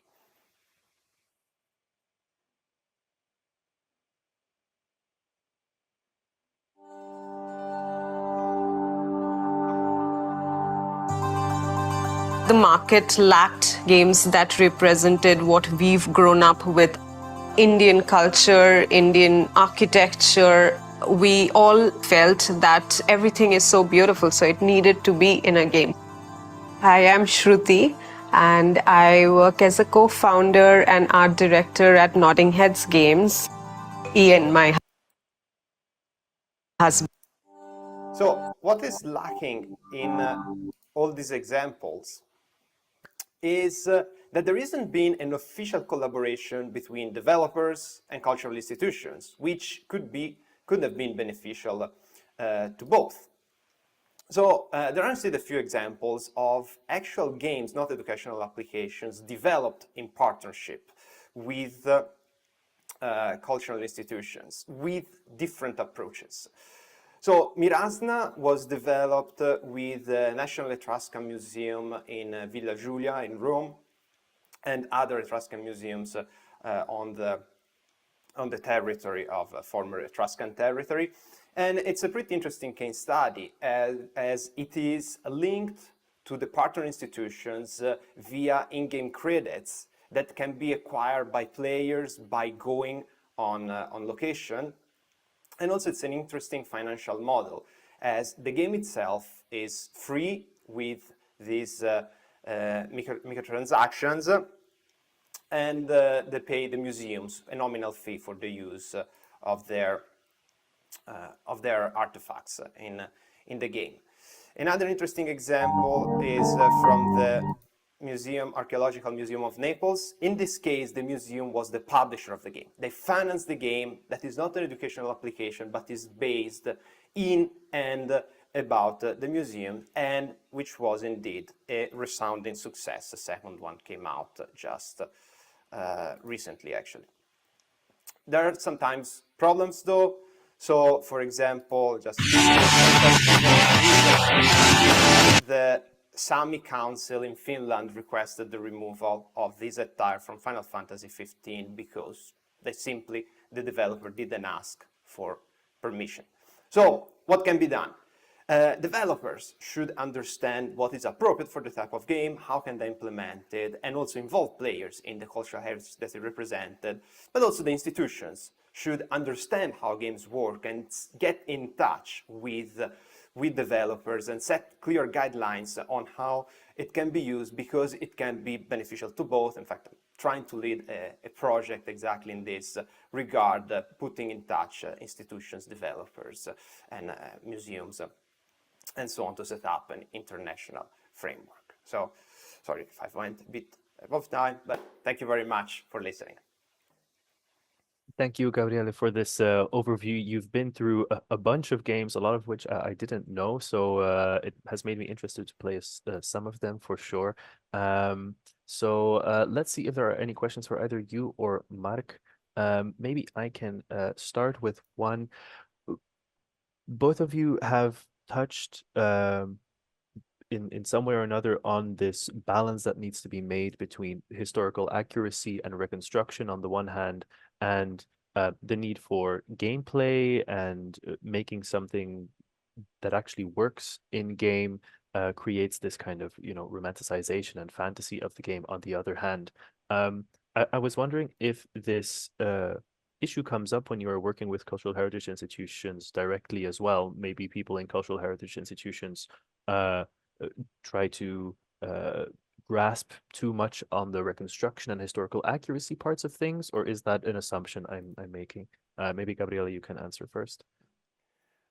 It depends where, because one of the things is that there are already lots of regulations about the use of cultural heritage straight from cultural institutions, and that varies by country. So, for example, Italy is very strict, not as much in how you use it, also that, but also the right to use it, since most of it is directly managed at the state level, at the ministerial level. That are laws that apply as a blanket everywhere. So even museums, single museums cannot make decisions that go against these general rules. So even regarding payments, regarding licenses, and so on. So that puts there is a lot of things to get sorted in this case. Other institutions, for example, in the UK, they're more flexible in this regard. Each institution is more or less independent, and I suppose every legislation is different. But on a more direct level, not really. I found actually that usually cultural institutions are pretty open about the use of their cultural heritage. They're actually happy if it's used, unless we have extreme cases. In fact, I mentioned the one in Finland. There was a problem in Siena when they used their flags without authorization. But unless there are cases where it's really directly used without asking, or something that is, I don't know, I would say extremely offensive in a direct way, I find the general attitude being instead pretty open to have their heritage used and promoted. That's great to hear. Thanks. Mark, you have direct experience in working with cultural heritage institutions. Have you felt this tension? Sometimes. It depends also very much on the subject. But for instance, we've worked with municipalities on Second World War stories. Putten is a community in the Netherlands where most of the men were deported and most never returned. And they asked us to make a game about that, which is a challenge, as you might imagine. Wow. But if you handle it sensitively, then there's a lot of possibilities, and it's a lot about co-creation. You want to work with each other. I also worked for the National Museum of World Cultures. The now defunct Africa Museum had one of our experiences, and that we noticed very much that it was very difficult to communicate how people would interact with a game. They were used to exhibitions and how to be sensitive around that. But if you actually invite people to participate, it becomes more difficult. So then it's just making a quick prototype or giving some examples and showing this is how we're going to do it. I think that helps a lot. But in general, one of our first projects was an escape room where we were like, can we take some stuff out of your depot, some maybe some 2,000-year-old Roman pottery, and put it in a room with people where we'll try to solve puzzles with it. And of course, the first reaction from any institution is going to be, no, of course not. What are you, crazy? But then you talk through it and you explain what you're going to try and do. And I think it's a lot that conversation that needs to happen. I think it goes for digital games as much as the type of physical games that we do. Yeah, thank you. It's striking to me to see how you integrate gamification in museum spaces itself in a very physical way, Mark. The boxes, the museum escapes, they're all very tangible and don't really, or at least I didn't see any digital screens or use of controllers or actual, gaming, as in video games, are mostly understood. Do you think there is it's easier to interact when it comes to this physical gamification in an institution, or is there a place for actual virtual gaming, video gaming in museums as well? I think there's a place for both. I think the physical aspect makes it more accessible, makes it easier for people to understand. That's the whole thing with escape rooms as a medium. You don't really get a tutorial, as it were. It's more you get put in a room, you get told not to break stuff, and that's it. Good luck. So you really have to explore and find out what's going on. And of course, this is perfect for a museum setting, because that's the whole idea of a museum. You go in there, you explore, you try things out, you discover, you learn. And the sort of the ways that people interact with it really does match up quite well. I also saw a question of how to make museums more attractive. I also always use the example of I was running this pop-up escape room in the National Museum of Antiquities on Sunday morning, and I had this group of youngsters coming, you know, a little bit, their eyes were a bit small. They obviously had a good night the night before, and they were like, let's go and do something. Maybe that escape room that's at the museum. So they came in, and we had arranged with the museum that after they played the escape room, they could also go into the museum for free. So I invited them in. They were there at like 12 in the afternoon, and at around 5 at closing time, I saw them slowly make their way out of the museum. So they stayed the whole afternoon, and they wouldn't have done that if it were not for that escape room that was there, which appealed to them. And I think this goes for most, as I said, most people love to play. So get them into the location and give them that experience of interacting with the physical objects or interacting in some way, and they will get hooked and they will want to come back as well. So yeah, it's really easy once you get the hang of it.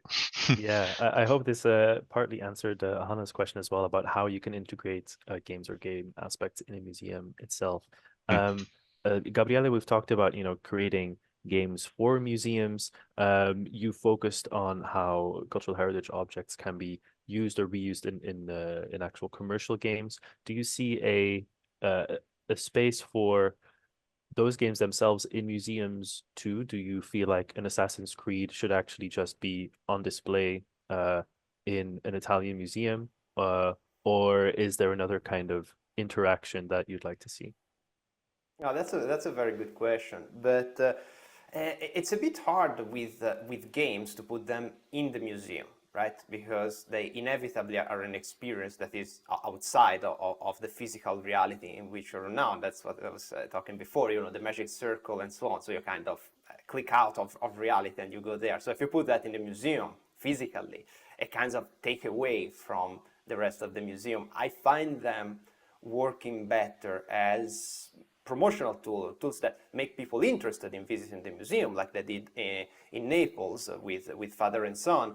It's a mobile game, but promotes the museum itself. People might get interested in the museum and then visit the museum, where you can have other type of activities like the one that Mark is designing, that are probably more interactive with the heritage. You can use the same technologies, especially nowadays. Many of the tools are the same. So you can have part of the game set maybe in the museum or snips. Also, games are long for the most part. So it's something that it works better maybe as with different aims. So one that leads to the other.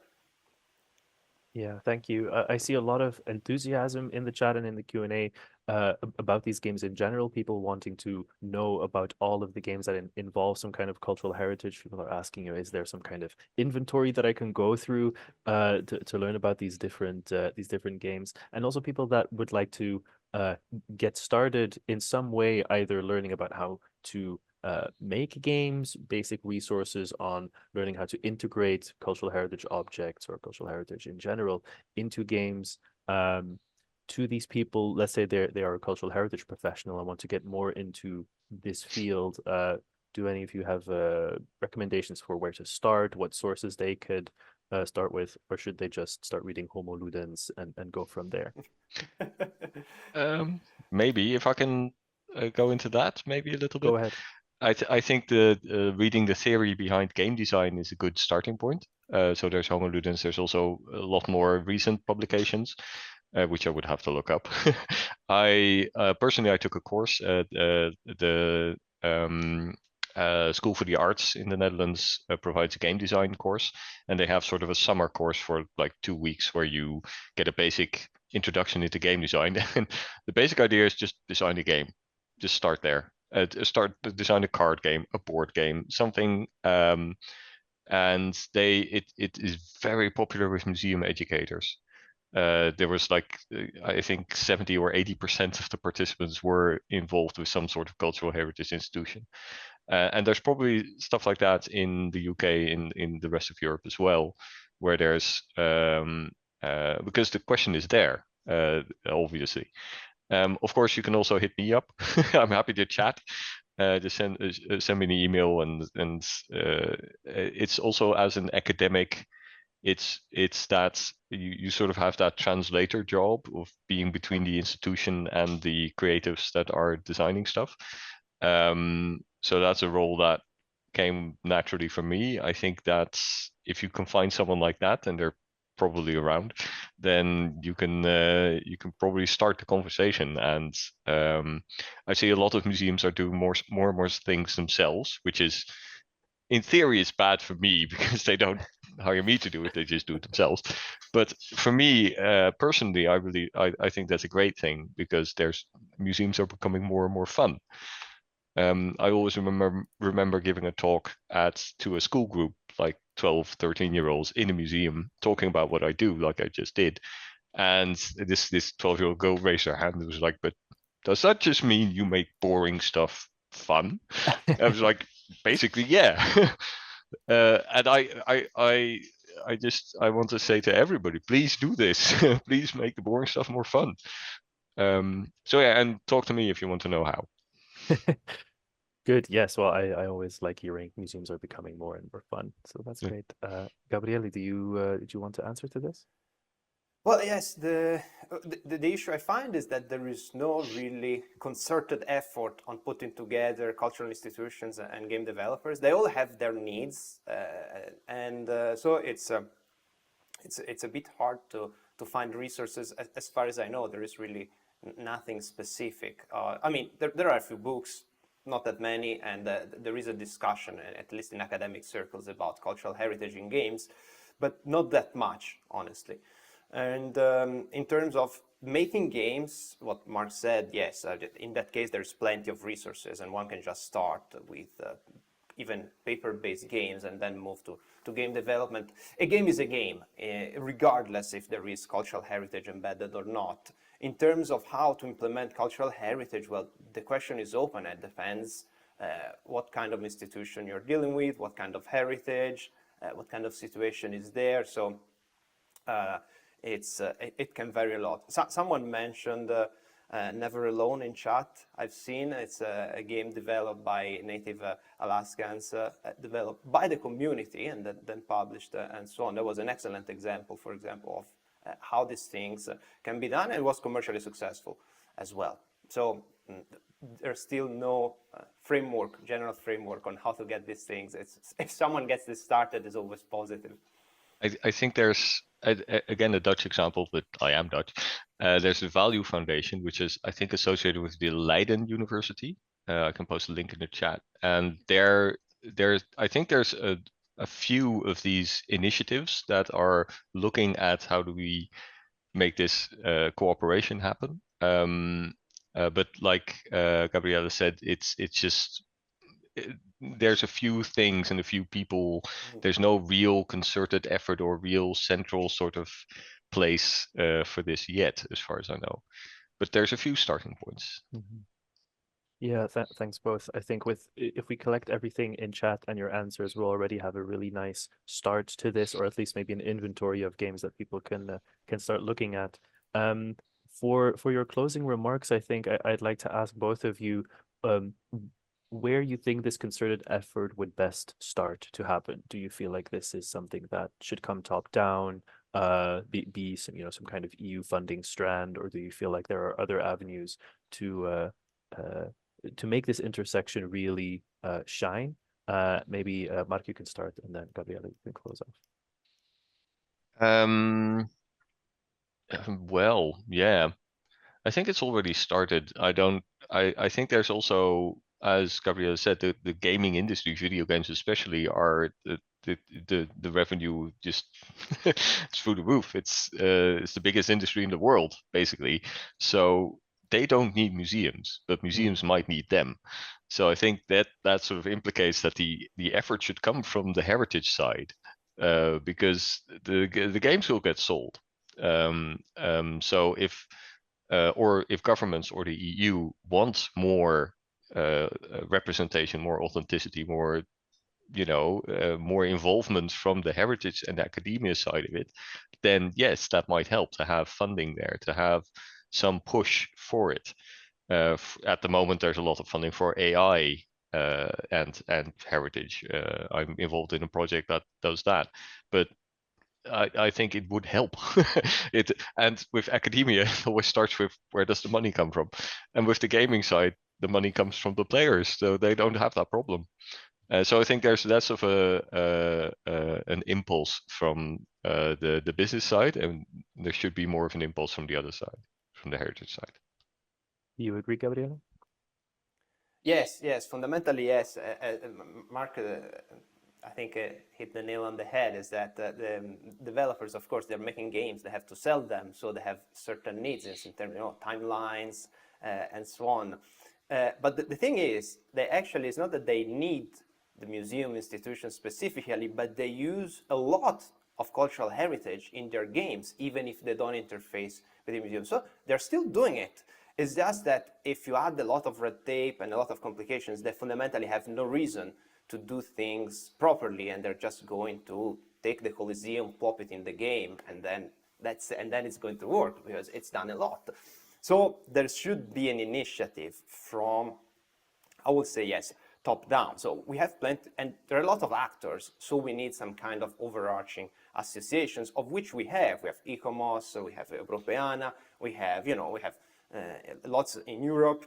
There are usually national video game and international video game associations that represent the sector. So we should have these associations put together in order to figure out ways that are beneficial to both, because it's possible, but it needs to be discussed. Great. One last thank you to both you, Gabriele and Mark. Please leave your contact information in the chat, because a lot of people want to get in contact with you. I think your emails and other contact info are also in the slide deck, which will be shared after this. Thanks everyone for being here for this first part of the first day of the Digital Storytelling Festival. We are at lunchtime, which I think is very well deserved. We'll have an hour for you to take a break, have some lunch. Please come back at 1 p.m. where there will be multiple workshops, one by our own Beth Daly from Europeana, who will talk about creative writing on a journey theme. And then we have another workshop also starting at 1 by our friends at Photo Consortium, who will talk about digital storytelling using Europeana galleries. And to close the day, please make sure you're there. We will have a live virtual physical DJ set that you can listen to and relax while winding down on your Tuesday. If you're leaving us today, please don't forget to fill in the post-event survey, which will pop up when you close your Zoom window. For the rest that will be joining us at 1, the workshop with Beth is in this very Zoom call. The workshop with Photo Consortium is in a different call, which you should have access to. That is all for me and for now. So have a great lunch. We'll see you all back at 1. Have a nice noon lunchtime. Okay, welcome back, everybody. I'm going to start very gently to welcome you all back from your lunch break. Hope you've managed to have a little bit of fresh air, nice bit of nourishing food, probably some caffeine. So welcome back to the Digital Storytelling Festival on its first day, and I'll be your host here for the rest of the afternoon. And I'll introduce myself shortly, but also just a note to say, if you have registered for the Galleries workshop with Photo Consortium, please check your emails for another Zoom link, because that's not here, that's over in a different Zoom meeting. So if you're here for the Galleries workshop, check your emails and get another Zoom link. If you're here for the writing journeys, you're in the right place. And also, if you leave us for the other workshop, please come back once it's finished, because we've got loads more going on. So yeah, please put your name in the chat, say hello, say where you've come, where you're from, where you're joining us from today. That's always lovely to see. We might have a different group than we had this morning, so please say hello again. Even tell us what you had for your lunch if you really want to. Live vicariously and see what people have been eating all around Europe and the world this lunchtime. Hello, lovely to have you.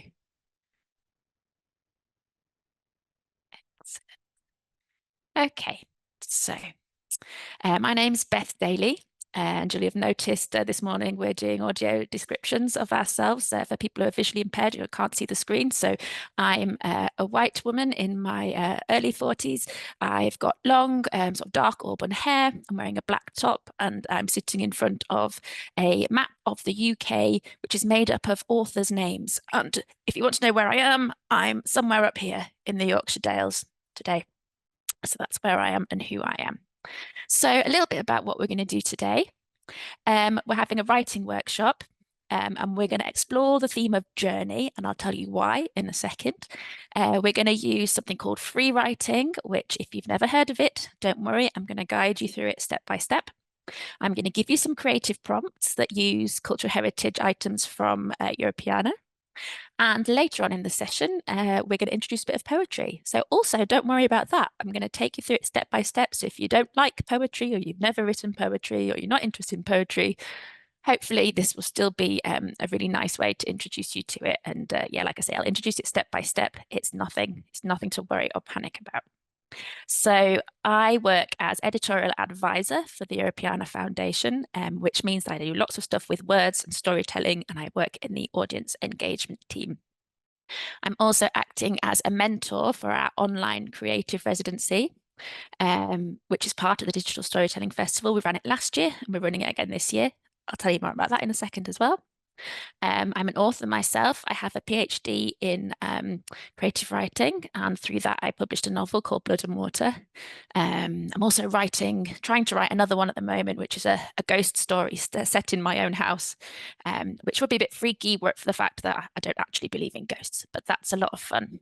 And I also run writing workshops on a freelance basis, and recently some writing for well-being, which I think crosses over into this kind of professional workshop, because I think writing is great as a creative tool, obviously, but it's much more than that. It's also really useful as a well-being tool, and it helps your mental health. It certainly helps mine to write. And I think introducing you to techniques like free writing and these activities should serve you well, whether you're a creative writer or not. And I'll talk a little bit more about that as well. So it's quite a gentle workshop. We've got 90 minutes, and all in all, I think you'll be writing for about 30 minutes, little bits here and there. We will put a little short break in halfway through. And I want to say a particular warm welcome to anyone who isn't really used to writing and wasn't quite sure whether to join or not, who might feel a bit uncomfortable about writing. So thank you for joining us. I really hope that you do enjoy this. And one thing to say is that you don't have to share anything that you write with me, with us, with anybody else. It can all be just for you. And you can write in any language you like as well. So just do whatever is comfortable for you. Share anything you're comfortable to share, or don't. Keep it to yourself. It really is as sort of free and easy as that. So to help you, if you've got any accessibility needs, we hope we've got you covered. You can turn on closed captions in Zoom. I will provide visual prompts, but I will also describe them and provide sort of verbal prompts as well. We have two things where you're going to need some kind of other material. So you're going to need a pen and paper or another computer browser to type into to do the activities. And we're also going to do a little Mentimeter sort of quiz brainstorm. So you'll need either a mobile phone or another browser to open that up. Or if failing all that, you can just use the chat here. As I mentioned, you can use any language you like to write in. You can share, but only if you want to. And if there's anything else we can do to support you, please let us know in the chat. My colleague Maggie is here to help you as well, so you can send her a direct message if you need any further support. Okay, there she is. Greetings from the sunny Alps. And yes, she's put a link there to our inclusive engagement guidelines, which Alex introduced at the start of the day. So have a look at those. That's just all about how we engage together in an event, to be open-minded, to respect each other, to be kind. So that's how I'd like us to interact in this session as well. So why are we talking about journey? Basically, it's the theme of this year's online creative residency. And as I mentioned, we have run that last year, and we're running it again this year. This year, we have 14 participants who are exploring different formats of storytelling with the theme of journey. One of those formats is writing, and I'm privileged to be the mentor for that strand. thread. So we're looking at creating stories with content from Europeana.eu on the theme of journey, and you'll be able to look out for those stories being published later on in the summer. And I think journey is a really lovely theme for writing and for stories because it's so broad, and it can make us all think of things that are very personal to us. It can make us connect with sort of topics in the world. It can make us think of adventures. There's all sorts of different ways. You can think travel, holidays. It makes me think of like destinations and home and that kind of contradiction. And of course, you can have a more metaphorical journey. You can have an internal journey whereby you or your character changes in some way from the beginning to the end of a story. So it's just a really broad, nice topic to think about. And we're going to think about it straight away. What we're going to do is we're going to go to something called a Mentimeter. If you've been in a Europeana event before, you may well have used Mentimeter. So there's 3 different ways here you can access it. Just use one of them. Use the QR code, or there is a link which hopefully Maggie will be able to put in the chat, or you can go straight to menti.com and type in the code that you can see on the screen. And when you get there, you should get a question. You can just answer it, pop your answer in there. And I'm going to try to move over to Menti now to share it with you. Should be able to do that. So hopefully you can now see on the screen that we have a question, and I will wait to see. You're there. Awesome. Brilliant. I like to see it when the words start coming up, because that means you've made it through the link and you've got there. So what emotion does the word journey make you feel? So storytelling is really all about emotion. That's the difference between sharing a fact and information through a text or another kind of way of sharing information with people, and sharing a story. Stories make us feel something. So what does the word journey make you all feel? Adventure, we've got in the middle there. That must be the most popular one. Excitement, freedom. Yeah, if you can't get onto the Menti, just put your answer in the chat. That's absolutely fine. I'll check them both. Let's see if I can see some of the curiosity. Longing, that's a good one. Anxiety, yeah, it's not always a positive experience. Anxious, we've got that a couple of times. Happiness, exploration. Intimate, that's a good one. Holidays.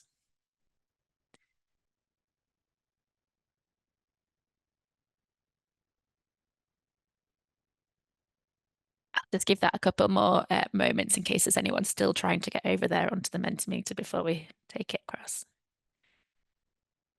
Road trip, connection, yeah, that's really important. Enchantment, I like that. Excitement, learning, freedom, light, that's a nice one. A journey makes you feel light. And love, knowledge. But we've still got in the middle there adventure, excitement, freedom, and joy as our main ones, and curiosity. Lovely. Thank you. So the next one, if I move on, hopefully you can see a little map. And I know if you're using a mobile phone, this might be tiny, so please just do your best. If you can put a pin on a place on that map that means something to you, and I'm going to let you decide what that question means to you. And we'll just see what kind of a spread we've got here with the people we've got. They're already popping up. So this might be home. It might be where you are now. It might be somewhere you visited. It might be somewhere your family has connections to. It might be somewhere you're longing to go to. Let's see where the most popular places are. Of course, we've got quite a lot around Europe. And this is where my geographical knowledge falls down, because I can't name all the countries that you've put pins on. But we've got a good old spread there. Italy in the chat, thank you. So I've asked you to do this because every pin that you're putting on there, it represents a story, and it represents a story about journey, because either It's somewhere that you want to go, or you've been to, that you have made a journey to, or you'd like to make a journey to, or it's somewhere that means something to you. So it could be the starting point of a journey. And if you were to leave it, that would give us a journey story. From here, somewhere you feel safe and secure, to a new adventure, to a new place. So that might be something you want to keep in mind as we move through the exercises. So maybe this, what you're thinking here when you've put your pin down, is something that you can use to influence the writing that you're going to do later in the session. So thinking about the places that mean something to you. Okay, right then, let's move to the next one. Here we have, yes, so lots and lots of cultural heritage, and I'm thinking books, films, songs, artworks, any other expressions of heritage and history or culture use journeys in them. Can you think of the titles of any and share them with us? It could be absolutely anything.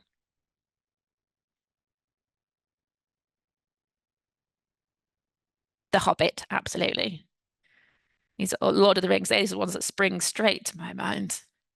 And see, what we're probably going to have here also is a fantastic reading list for us all, or watching list, or listening list. 500 Miles, is that the Proclaimers song? I hope so. Hobbit, Lord of the Rings again, On the Road. Big Fish, that's a good film. Moby Dick in the chat. If I scroll down, I hope you can see that scroll. Never Ending Story. Oh, I used to love that film. Princess Bride, 2001, The Song of Solomon, and Inception. Eat, Pray, Love. Lots of ancient mythological stories. Yes, definitely. Any more for any more? Eternal Sunshine of the Spotless Mind. That's one I haven't seen for a while.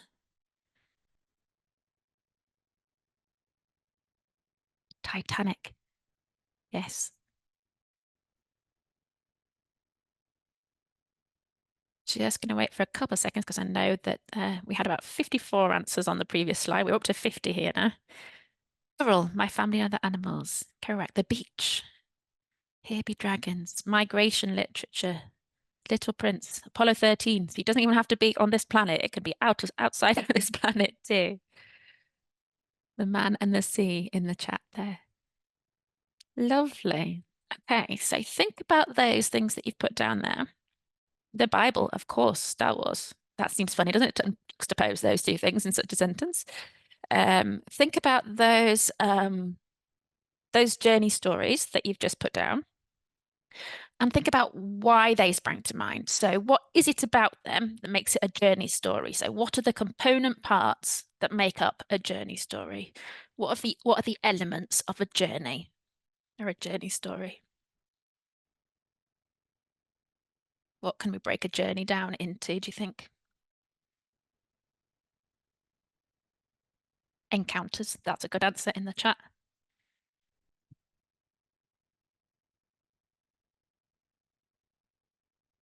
Transformation. Oh, I like that one. Yes, because it's not just always, is it, a story about getting from one place to another place. It's about what actually happens. It's the eternal journey that happens from there to there. What happens to the character from the beginning to the end. I like that. Change, exactly.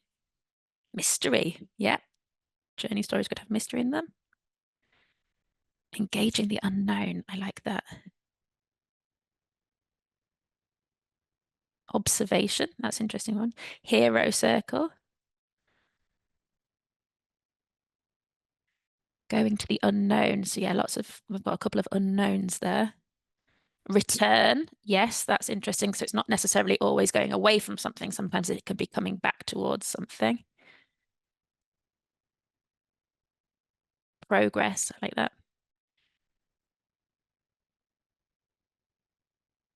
Interaction and connection.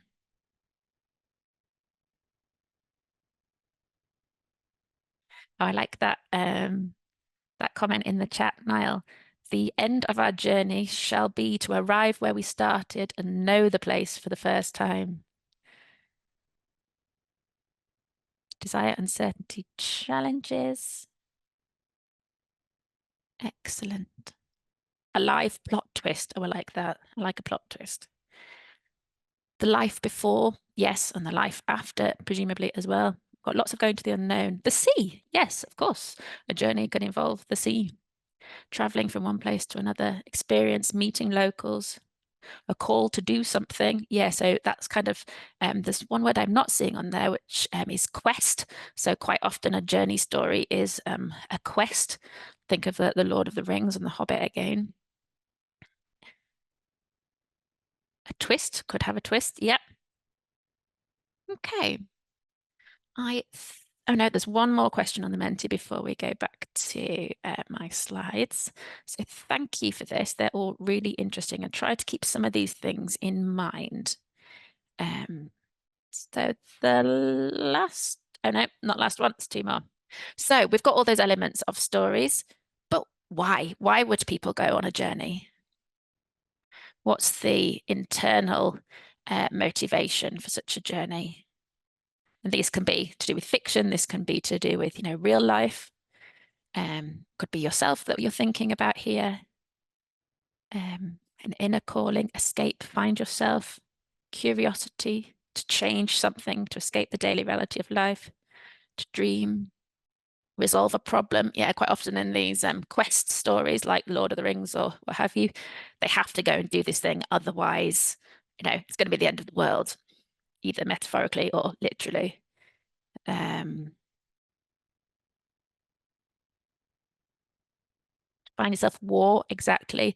So people might have to take a journey. It might not be something that they are desiring to do. It might be something that is those external influences that mean that they have to take this journey. To grow up, that's a good one. Crisis. Escape from a problem. Just moving somewhere else. Yeah. Yeah, it might just be a job change, either your own or somebody else's, that takes you with them. Treasure hunting, yes. Hungry. The need to get away from where you are now, and that could itself have many different reasons, couldn't it? Love, yes.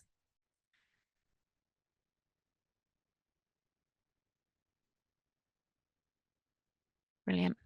Okay, so let's move to what is, I think, the last question on this Menti, which is a little fun one. So, in your opinion, I want you to use the little sliders to tell me what the best part of a journey is. I think you can slide it left to right to say whether you agree that a departure is the best part, or surprises along the way, or an arrival. Which element of those? Oh, we've got surprises straight away has led to the top. Things are changing. I love how this works when you've got lots of people and you just see the sliders going up and down. It's lots of fun.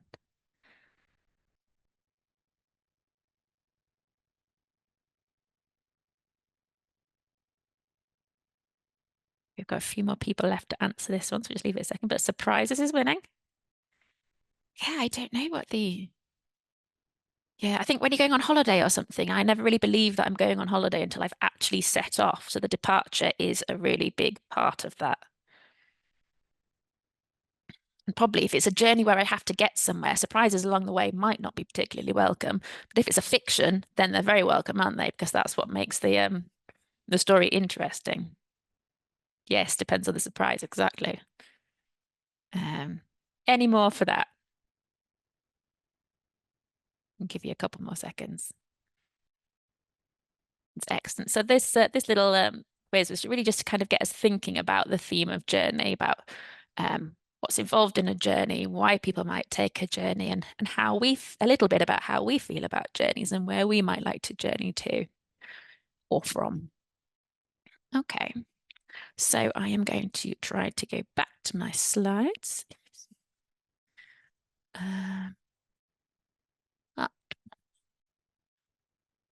Okay, hopefully you can see the slides again now. And we're going to, I'm just going to read that one comment before I move on. The departure is maybe the best part is the departure because it's the hardest part. Or the departure is both the best and the worst because it isn't, because it's a beginning, and worst because sometimes it's scary. It is scary to make the first step. That's true. And yeah, lovely comment there from Lucretia about people you meet along the way and the different things you get to find out before you get to your destination. Lovely comments there. Thank you. So we're going to explore these ideas of journeys a little bit more with a technique called free writing. And I'm going to explain what that is. And it's really easy. Basically, it's simply you write without stopping. Okay, so that's all. You just write without stopping, whether you've got pen and paper or you're typing, just write without stopping for the 2, 3, or 4, whatever minutes I give you to do it at a time. So you're not allowed to delete anything, cross anything out, or correct anything. That's not the point. The idea is you just keep going. So similarly, we don't need to worry about spelling or punctuation or grammar or full sentences or anything like that. You can write in any language that feels comfortable to you. That's absolutely fine. And as I said earlier, this is just for you. So free writing in general is a technique that you use just for yourself. So there isn't an outcome to it that you need to worry about. You're not going to take this text and publish it somewhere. It is just for you. So that really gives you a chance to stop worrying in a way about what you write. You just keep going and you see what happens. And I really would like you to try and enjoy where your mind takes you.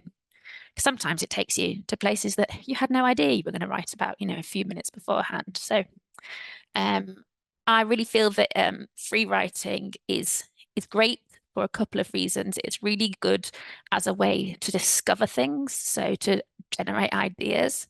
And it's also a really nice way to reflect on what you think about things, because quite often you find when you free write, the ideas come flowing out and they can be half formed or a quarter formed or whatever. It doesn't matter. You're just writing and seeing what comes out of your brain. And in that way as well, you get to see what comes out of your brain. So things that you maybe didn't know you thought or you hadn't quite articulated will come out on the page when you're free writing.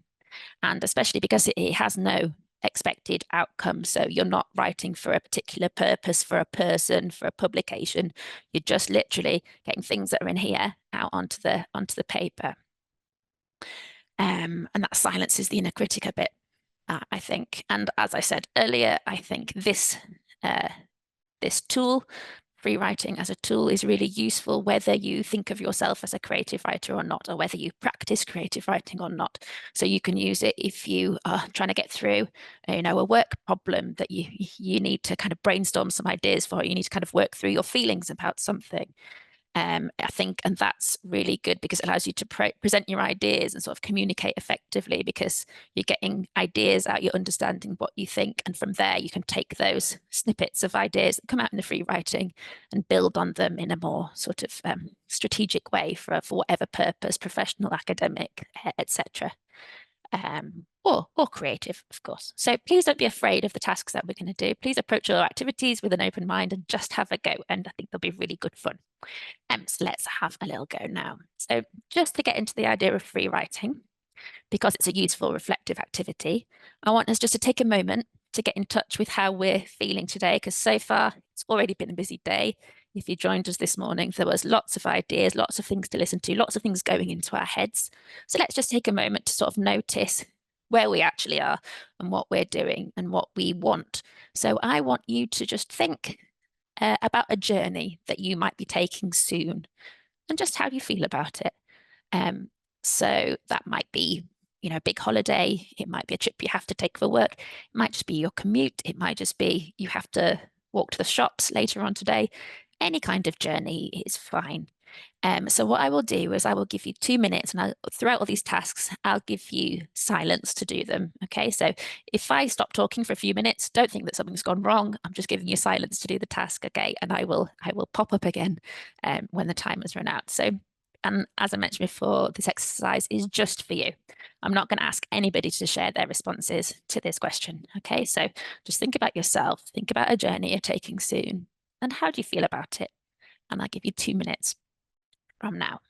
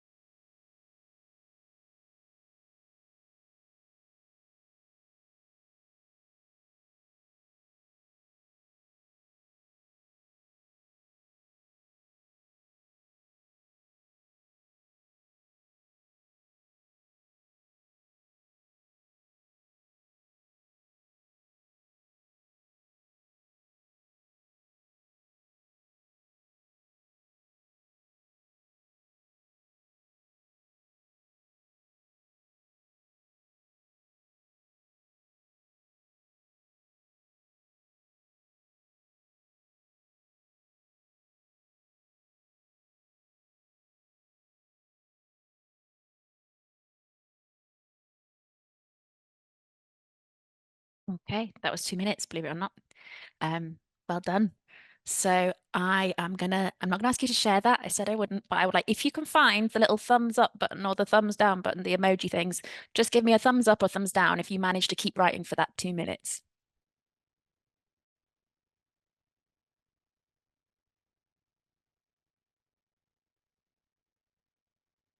Yes, we've got some yeses in the chat. Awesome.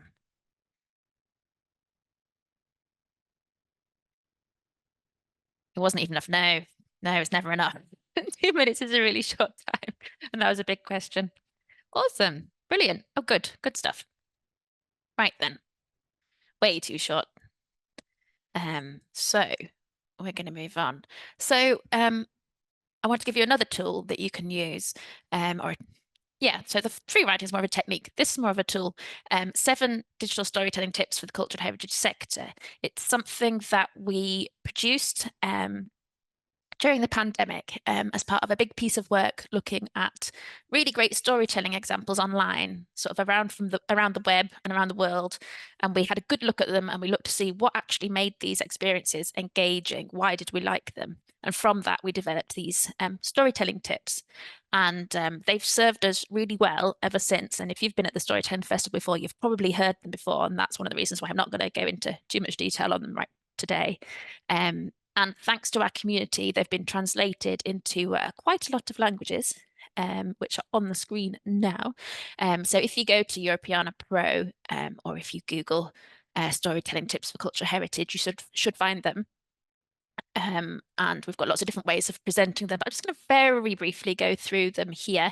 And then as we go through the next creative prompts, I'm just going to mention 1 or 2 of them so you can see if you want to incorporate them into your writing. So the first one is be personal. And we've already thought about our own personal journeys just now. And sort of the way to connect people through stories is to remember that you're a person telling the story, they're a human being that's receiving the story, and your story is probably about people, must be about people. So you have to find the connections between those 3 elements, you, the reader or the recipient, and the character. And you have to make personal connections. And by that, by identifying, then people will feel something, and your story will have an impact on them. So be informal but expert, especially when we're dealing with like telling people about cultural heritage. They want to know things, but they want to know things in an accessible manner. Tell those hidden stories. So I think we all know that heritage and history hasn't always been told to us inclusively through the years. And we can do a little bit to change that with our stories that we present from here on in. So think about whose stories have not been told before, or the perspectives that have not been given, a place to shine so far. Illustrate your points. So for us, that means using cultural heritage material to illustrate, to give support to our text and for those things to work together. Signpost your journey. So this is about telling the reader or the viewer what to expect and then giving it to them, or not giving it to them, but doing it deliberately, signposting them one way, but taking them another. Be specific. All of the online storytelling experiences that we were examining for this work, they started with a specific topic or idea, and although they might have moved around it, they always came back to that one specific goal, and that's a really useful thing to remember to try out. And the final one is be evocative. Don't be afraid of using like emotive language or playful, being playful and being experimenting with things. So those are very briefly our 7 digital storytelling tips. And like I say, you can find out more, watch a video, all sorts of things on Europeana Pro. So on the next slide, I am going to share with you an artwork from Europeana. So this artwork is from Tartu Art Museum in Estonia, and it's by an artist called Marit Merker. It is, for those who can't see a screen very well, it is a black and white image with a pale pink background. It is a person, head and shoulders, looking straight at us. They have a woolly hat, and a scarf wrapped around their face and shoulders. So all you can see is their eyes and they're looking directly at us. Now, the title of this artwork is Welcome To.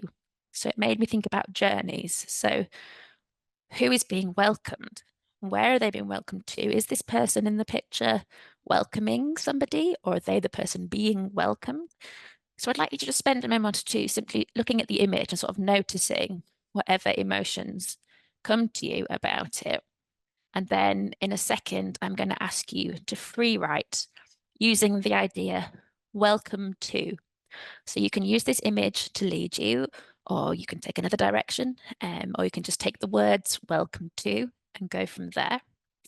If you'd like to be guided by our storytelling tips and maybe think about being personal, who's being welcomed by whom, or maybe think about telling a hidden story, who's not been welcomed before, or you could concentrate on being evocative and you could really describe this image, you know, who's this person, what do their eyes tell you or make you feel, what do those clothes feel like to touch, to be wrapped up in.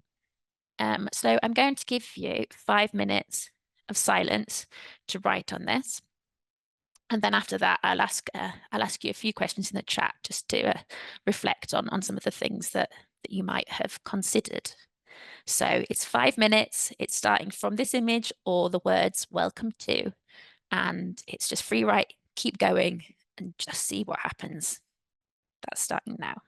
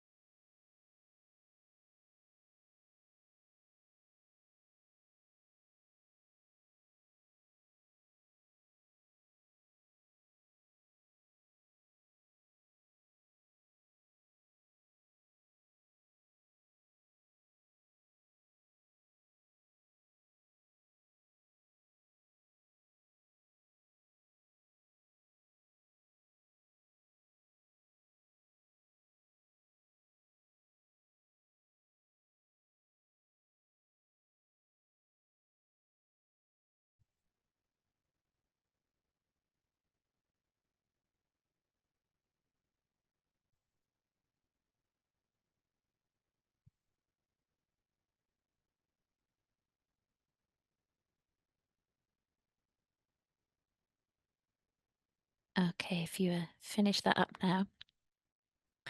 And maybe just give me a couple of words in the chat about where this took you to. Did anybody give this person a name, for example? Or was there a place in mind that somebody was being welcomed to, or a community they were being welcomed into? Anybody like to share anything about what they put down? Or you could tell me whether or not you enjoyed that little exercise, whether it was easy, whether it was hard, whether you managed to keep going for 5 minutes, or whether you struggled. How did you get on?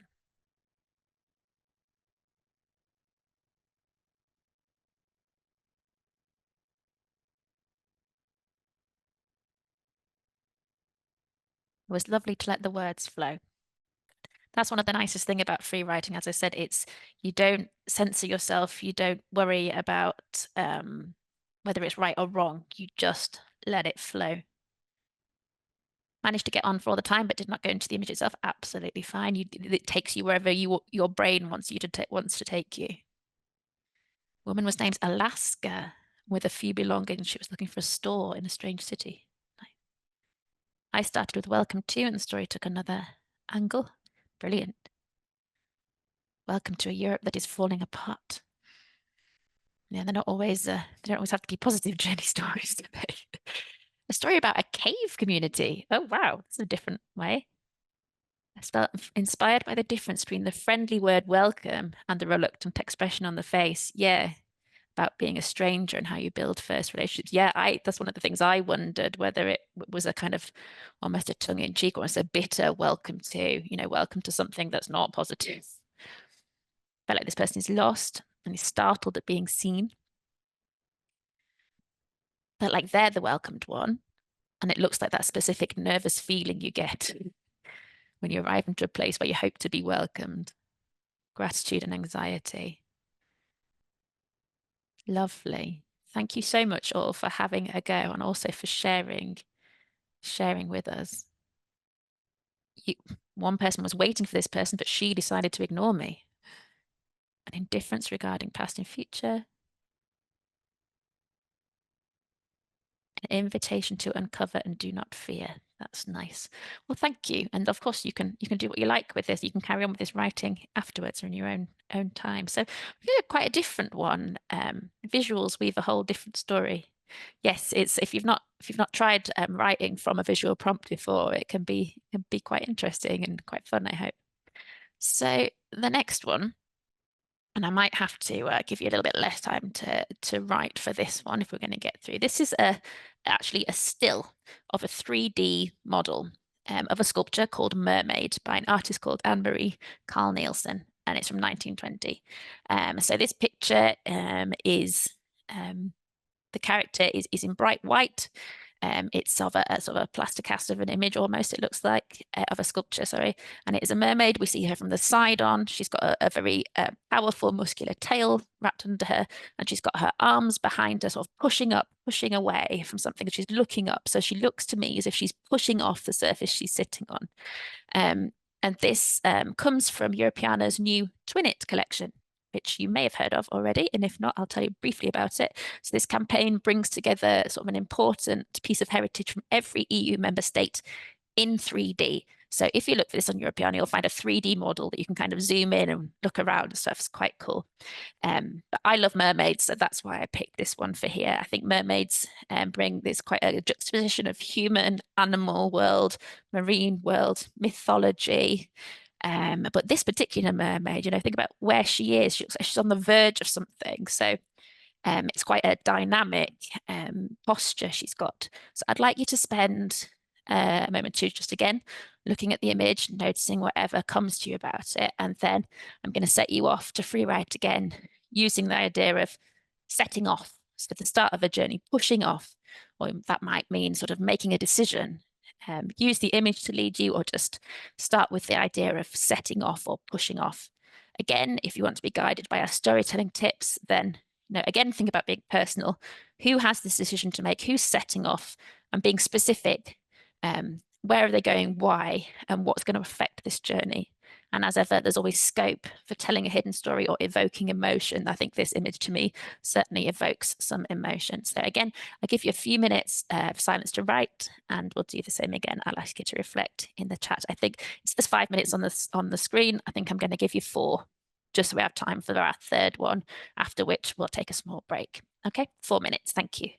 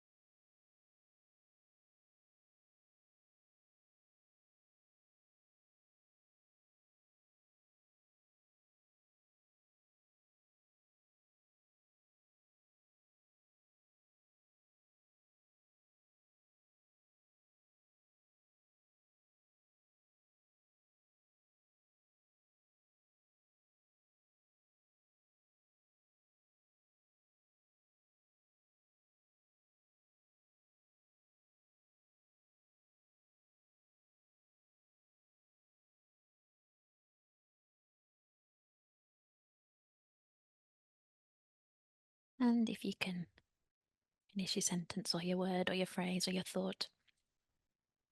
So, what did you do here? Did you take the mermaid? Was she part of your story?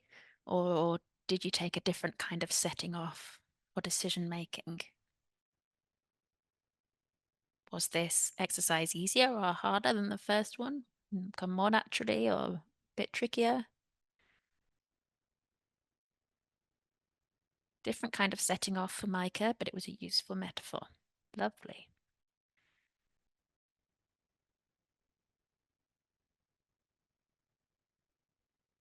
easier for Yana, but different.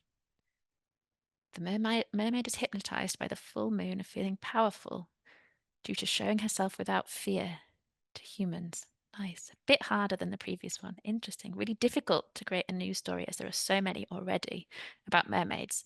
Yeah, I think this this mermaid is quite, she's not a Disney princess mermaid though, is she? There is something a bit kind of sinuous and powerful about her. Isabella, this mermaid, is trying to jump high above the water surface in order to understand the strange things humans do and what they need all of the fish for. I like that.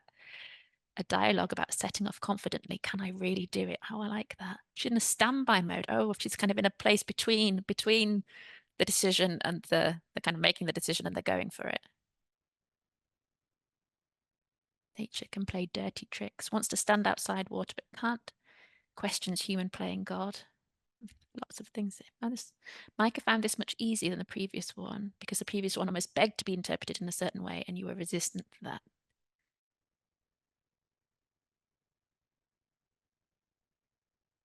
Lovely. Thank you so much.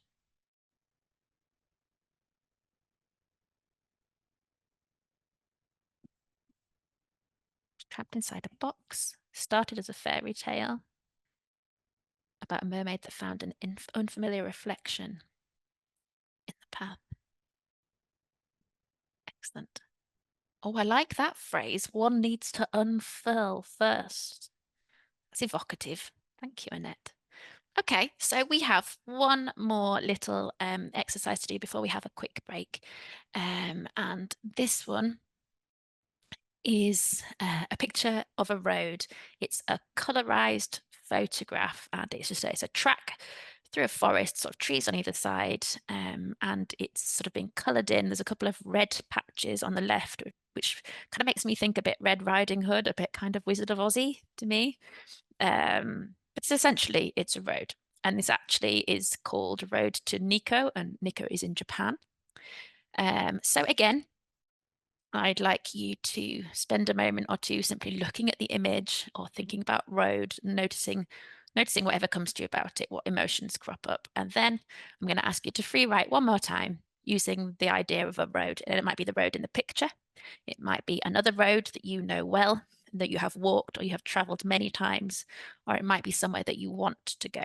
So again, if you'd like to be guided by our storytelling tips, then perhaps think about being informal but expert. So I want you to think about a road that you're expert on, that you can describe in detail, that you know all about, even if you're making it up right now. You know, you're the authority on this, but let us know about it in an accessible way that draws us in. You can think about who will encounter on this road, what people, so be personal, who will you encounter and how will that make you feel? And you can be evocative, you know, what does it feel like to travel down this road? Or maybe what are those trees smelled like? What's the temperature? What's, yeah, what are the sounds that you can hear there? So 4 minutes on the concept of a road or the road in the picture, and then we'll reflect and we'll have a very short break. Thank you.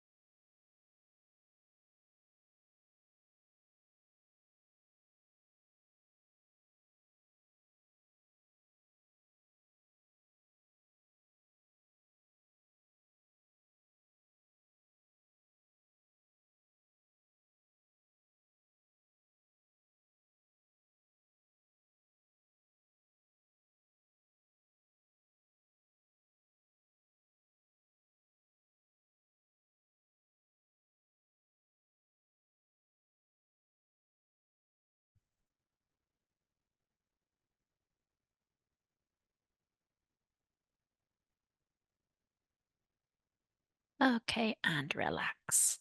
Well done. Thank you. So tell me, where did your road go? Was it the road in the photograph or a different one? Who was on your road? How did it feel to travel your road? Oh, it was bloody, says Alexandra. Different, former borderland, says Diana.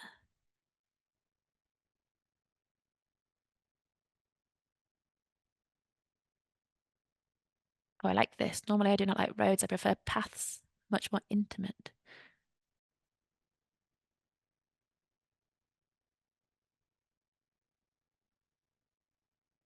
Forest must not have roads, so take a path. The chat's going too fast for me. Take a path just to go to and not for. Go, walk, easily deviate.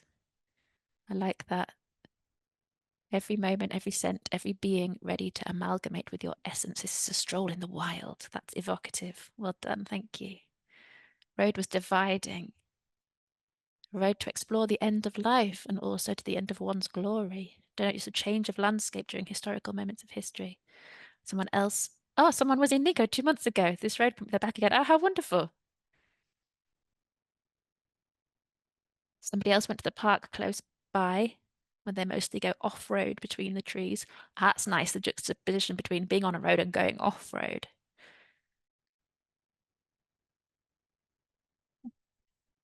Childhood's forest road. Your house is at the bottom of a forest. How lovely. Different paths lead to more paths. A local road, but in the 17th century. Wonderful. So we've explored sort of 3 different ideas there. 3 different ways into thinking about a journey from completely different pictures and prompts. Rebecca went to the dusty middle of Fulham, London, in the early 60s. It went by the squeaking bread slicer in the baker's. That's made me smile. Look, it's the forgotten road to the wood where hunters use dogs to seek out deer and perhaps unicorns. Lovely. Well, I'm going to keep reading these as we have a very short break. I think you deserve a couple of gasps of fresh air, and then we'll have another half an hour together for this workshop. So thank you so much for contributing so far. I hope you're enjoying it so far. So we're going to take a 5-minute break now. I'm going to fill my glass of water up and we'll be back at 5 past. Okay? Thank you. Okay, I'm joining us back just a few seconds early, just because I want to try to had a question in the chat that others of you might have been thinking along the same lines, so I'll respond to it out loud. So I was asked whether I have got my own examples of what I would have written for these exercises, and whether I could comment on what I would or could have written. And the answer is no, I don't. It's all about your personal responses to them. So there's no right or wrong way to do it. So if I was to share what I would do, that's no more valid than what you would do. So no, I don't have my own. And I'm really enjoying seeing what you've written and your ideas in the chat. Excellent. So we're on 5 past. So let's gently go back with actually I've got a little exciting announcement for you before we go back to the writing. So I've recently been working on some story courses, storytelling and editorial courses for something that's coming soon to Europeana, something called the Europeana Academy. And there will be an announcement shortly, within days, I believe, although, let's look out for it. And there will be 2 new story courses available through this new Europeana Academy coming soon. One is called Introduction to Collections, Audiences and Stories on Europeana.eu. So that's really, that's aimed at newcomers to Europeana who would like to understand a bit more about what the collections are, how to find them, who they're aimed at, and the kind of editorial that we have. And then a course on actually the nuts and bolts of how to tell stories and how to write blog posts, in particular for Europeana.eu. So that goes more into the storytelling tips that I mentioned earlier.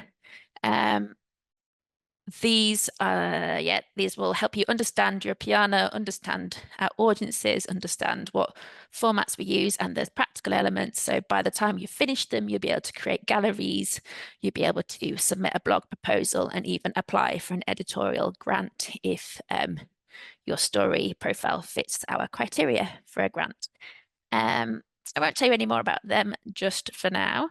It's an online training platform with videos and text and a little exercise, and each course will probably take you about 2 or 3 hours, and they will ultimately be available as a self-paced course. So you go on, log on whenever you like, take the course, submit your exercises, and from time to time we will run instructor-led courses where we'll get together on Zoom and go through it together. And in order to find out when exactly these courses are available, I would urge you to join the Europeana Network Association if you're not already a member, because you will need to be a member to have access to these courses initially. So where can you sign up? Yes, so go to Europeana Pro.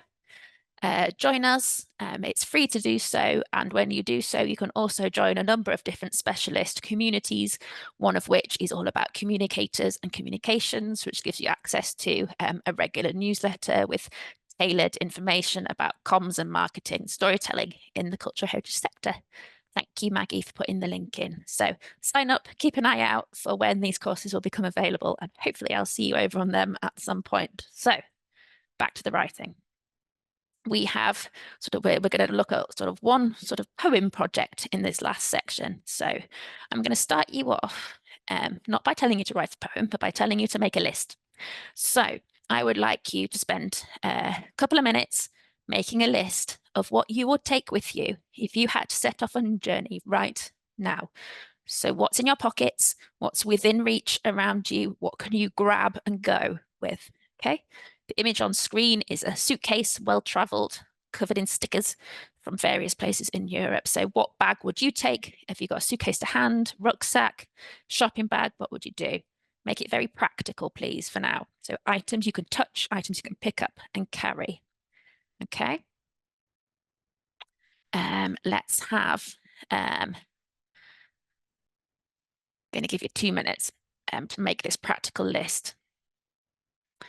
And we'll try and sort out that link in the chat for you to join the Network Association. So a practical list, please, right now, of things you could take on a journey.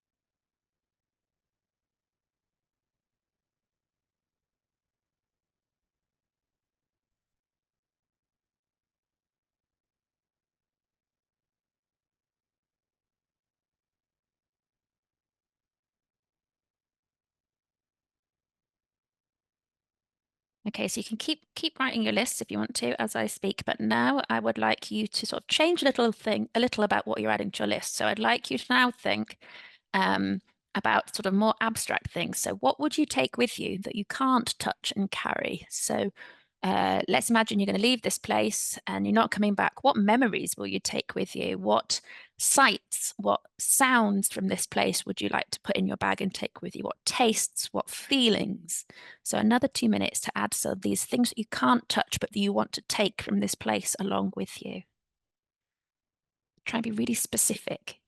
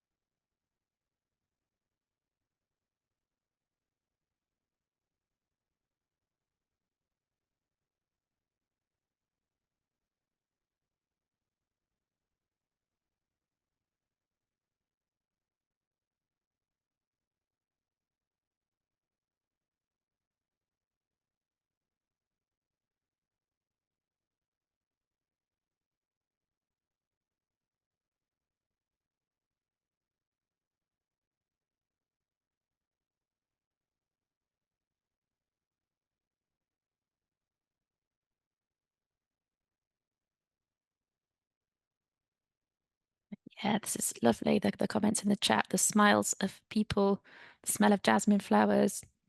I think somewhere further up there was about the memory of how to live in the wild. Excellent, thank you. So you'll see in a minute why I've asked you to do this, but next I'm gonna read you a poem. I'm gonna read you a poem by Margaret Atwood, who wrote The Handmaid's Tale. And I've illustrated this with a couple of things I found in Europeana, and you'll see why as I read. So this short poem is called Provisions, and it's by Margaret Atwood, and I'll read it now. What should we have taken with us? We never could decide on that, or what to wear, or at what time of year we should make the journey. So here we are in thin raincoats and rubber boots on the disastrous ice, the wind rising, nothing in our pockets but a pencil stub, 2 oranges, 4 Toronto streetcar tickets, and an elastic band holding a bundle of small white filing cards printed with important facts. And I'll pop that on the screen so you can see it. And I'll read it again now that you can see the text in front of you. Provisions by Margaret Atwood. What should we have taken with us? We never could decide on that, or what to wear, or at what time of year we should make the journey. So here we are in thin raincoats and rubber boots on the disastrous ice, the wind rising, nothing in our pockets but a pencil stub, 2 oranges, 4 Toronto streetcar tickets, and an elastic band holding a bundle of small white filing cards printed with important facts. I just like that's a really nice little journey poem, isn't it? And it's exactly what we've just done there. We've seen what we have around us, what we've got in our pockets, the pencil stub, the 2 oranges, and we've set out. And as readers here, we don't know who's going somewhere. It's obviously a we, more than one person, where they're going, other than they've thought about it before, but they've never quite done it. And so they've set off and they're unprepared, really. And now they're on the disastrous ice, and I wonder, with the wind rising, you know, there's risk there, there's danger, there's turmoil, and they've got nothing in their pockets apart from these few bits. And I really wonder what this bundle of small white filing cards come from. That also made me think of archives and cultural heritage, printed with important facts. What use are important facts to us when we're on the disastrous ice with the wind rising? It's just a nice little journey poem that stems from real concrete things, coupled with with abstract things, with emotions, with decisions, and with external factors that affect us, the disastrous ice and the wind rising, and how we're going to deal with it, and what comes next, and who, where, why. So what we're going to do is we're going to try and make our own journey poem using the lists that you've just made. And I'm going to give you 2 different options for how to do that. And of course, you can carry this on once we finish this workshop. You probably won't finish just now. So you've got 2 lists. You've got one list of practical things, and you've got one list of sort of more abstract things. I just to let you know, I included this image on screen of this sketch of 2 boys going out shopping with their grocery bags, because it represented our 2 lists to me. One boy sort of coloured in and concrete and almost touchable.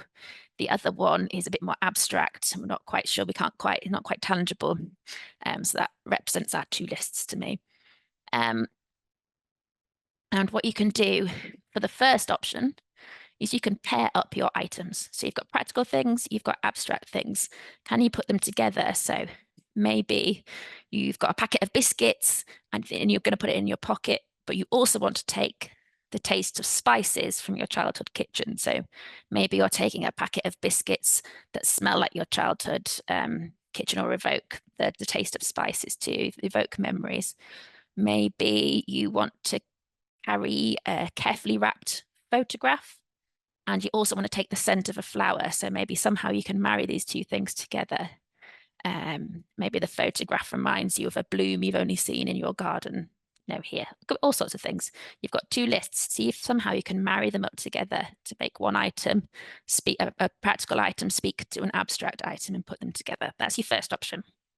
Your second option is to use your lists to draw. So these are called concrete poems or calligrams. And what you do here is you just simply take the words that you've written in your lists and you draw them into the shape of something. So there's an example here on screen of words into the shape of a snail. And then on the right, I know you can't read it, you don't really need to, it's a Apollinaire poem made into rain that falls down the page. So can you maybe think of, maybe you're taking a boot. Maybe your words from your lists could draw the shape of a boot, and then you can fill it in with other words from your list. So you've got 2 options. You can draw with your words into a picture, or you can start to juxtapose your lists together to try and pull a poem out of them. And 5 minutes isn't long, but I know you can have a go. You can start it, and then we'll wind up and take a short break before we come back for our final bit of the day, which is a social listening experiment with a DJ set, which I'll also talk you through when we get to there. So I'm going to give you, this is our last piece of writing, 5 minutes to make your lists into some kind of poem. And I hope you enjoy doing so. So I'll give you 5 minutes from now.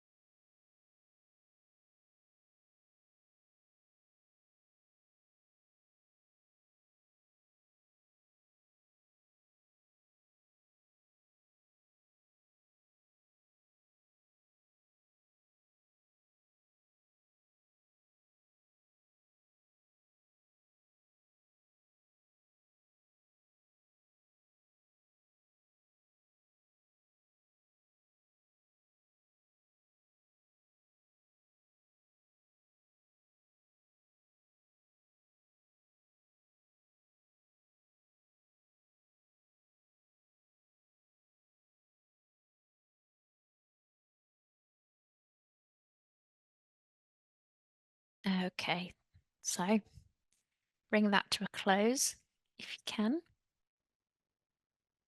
Already had some comments in the chat. Thank you so much for sharing those. Glad that you're enjoying it. And there's a couple of little excerpts in there, which are lovely. Water always gives me joy. Book of excitement encounters. Oh, it scrolled. Lost it. Book.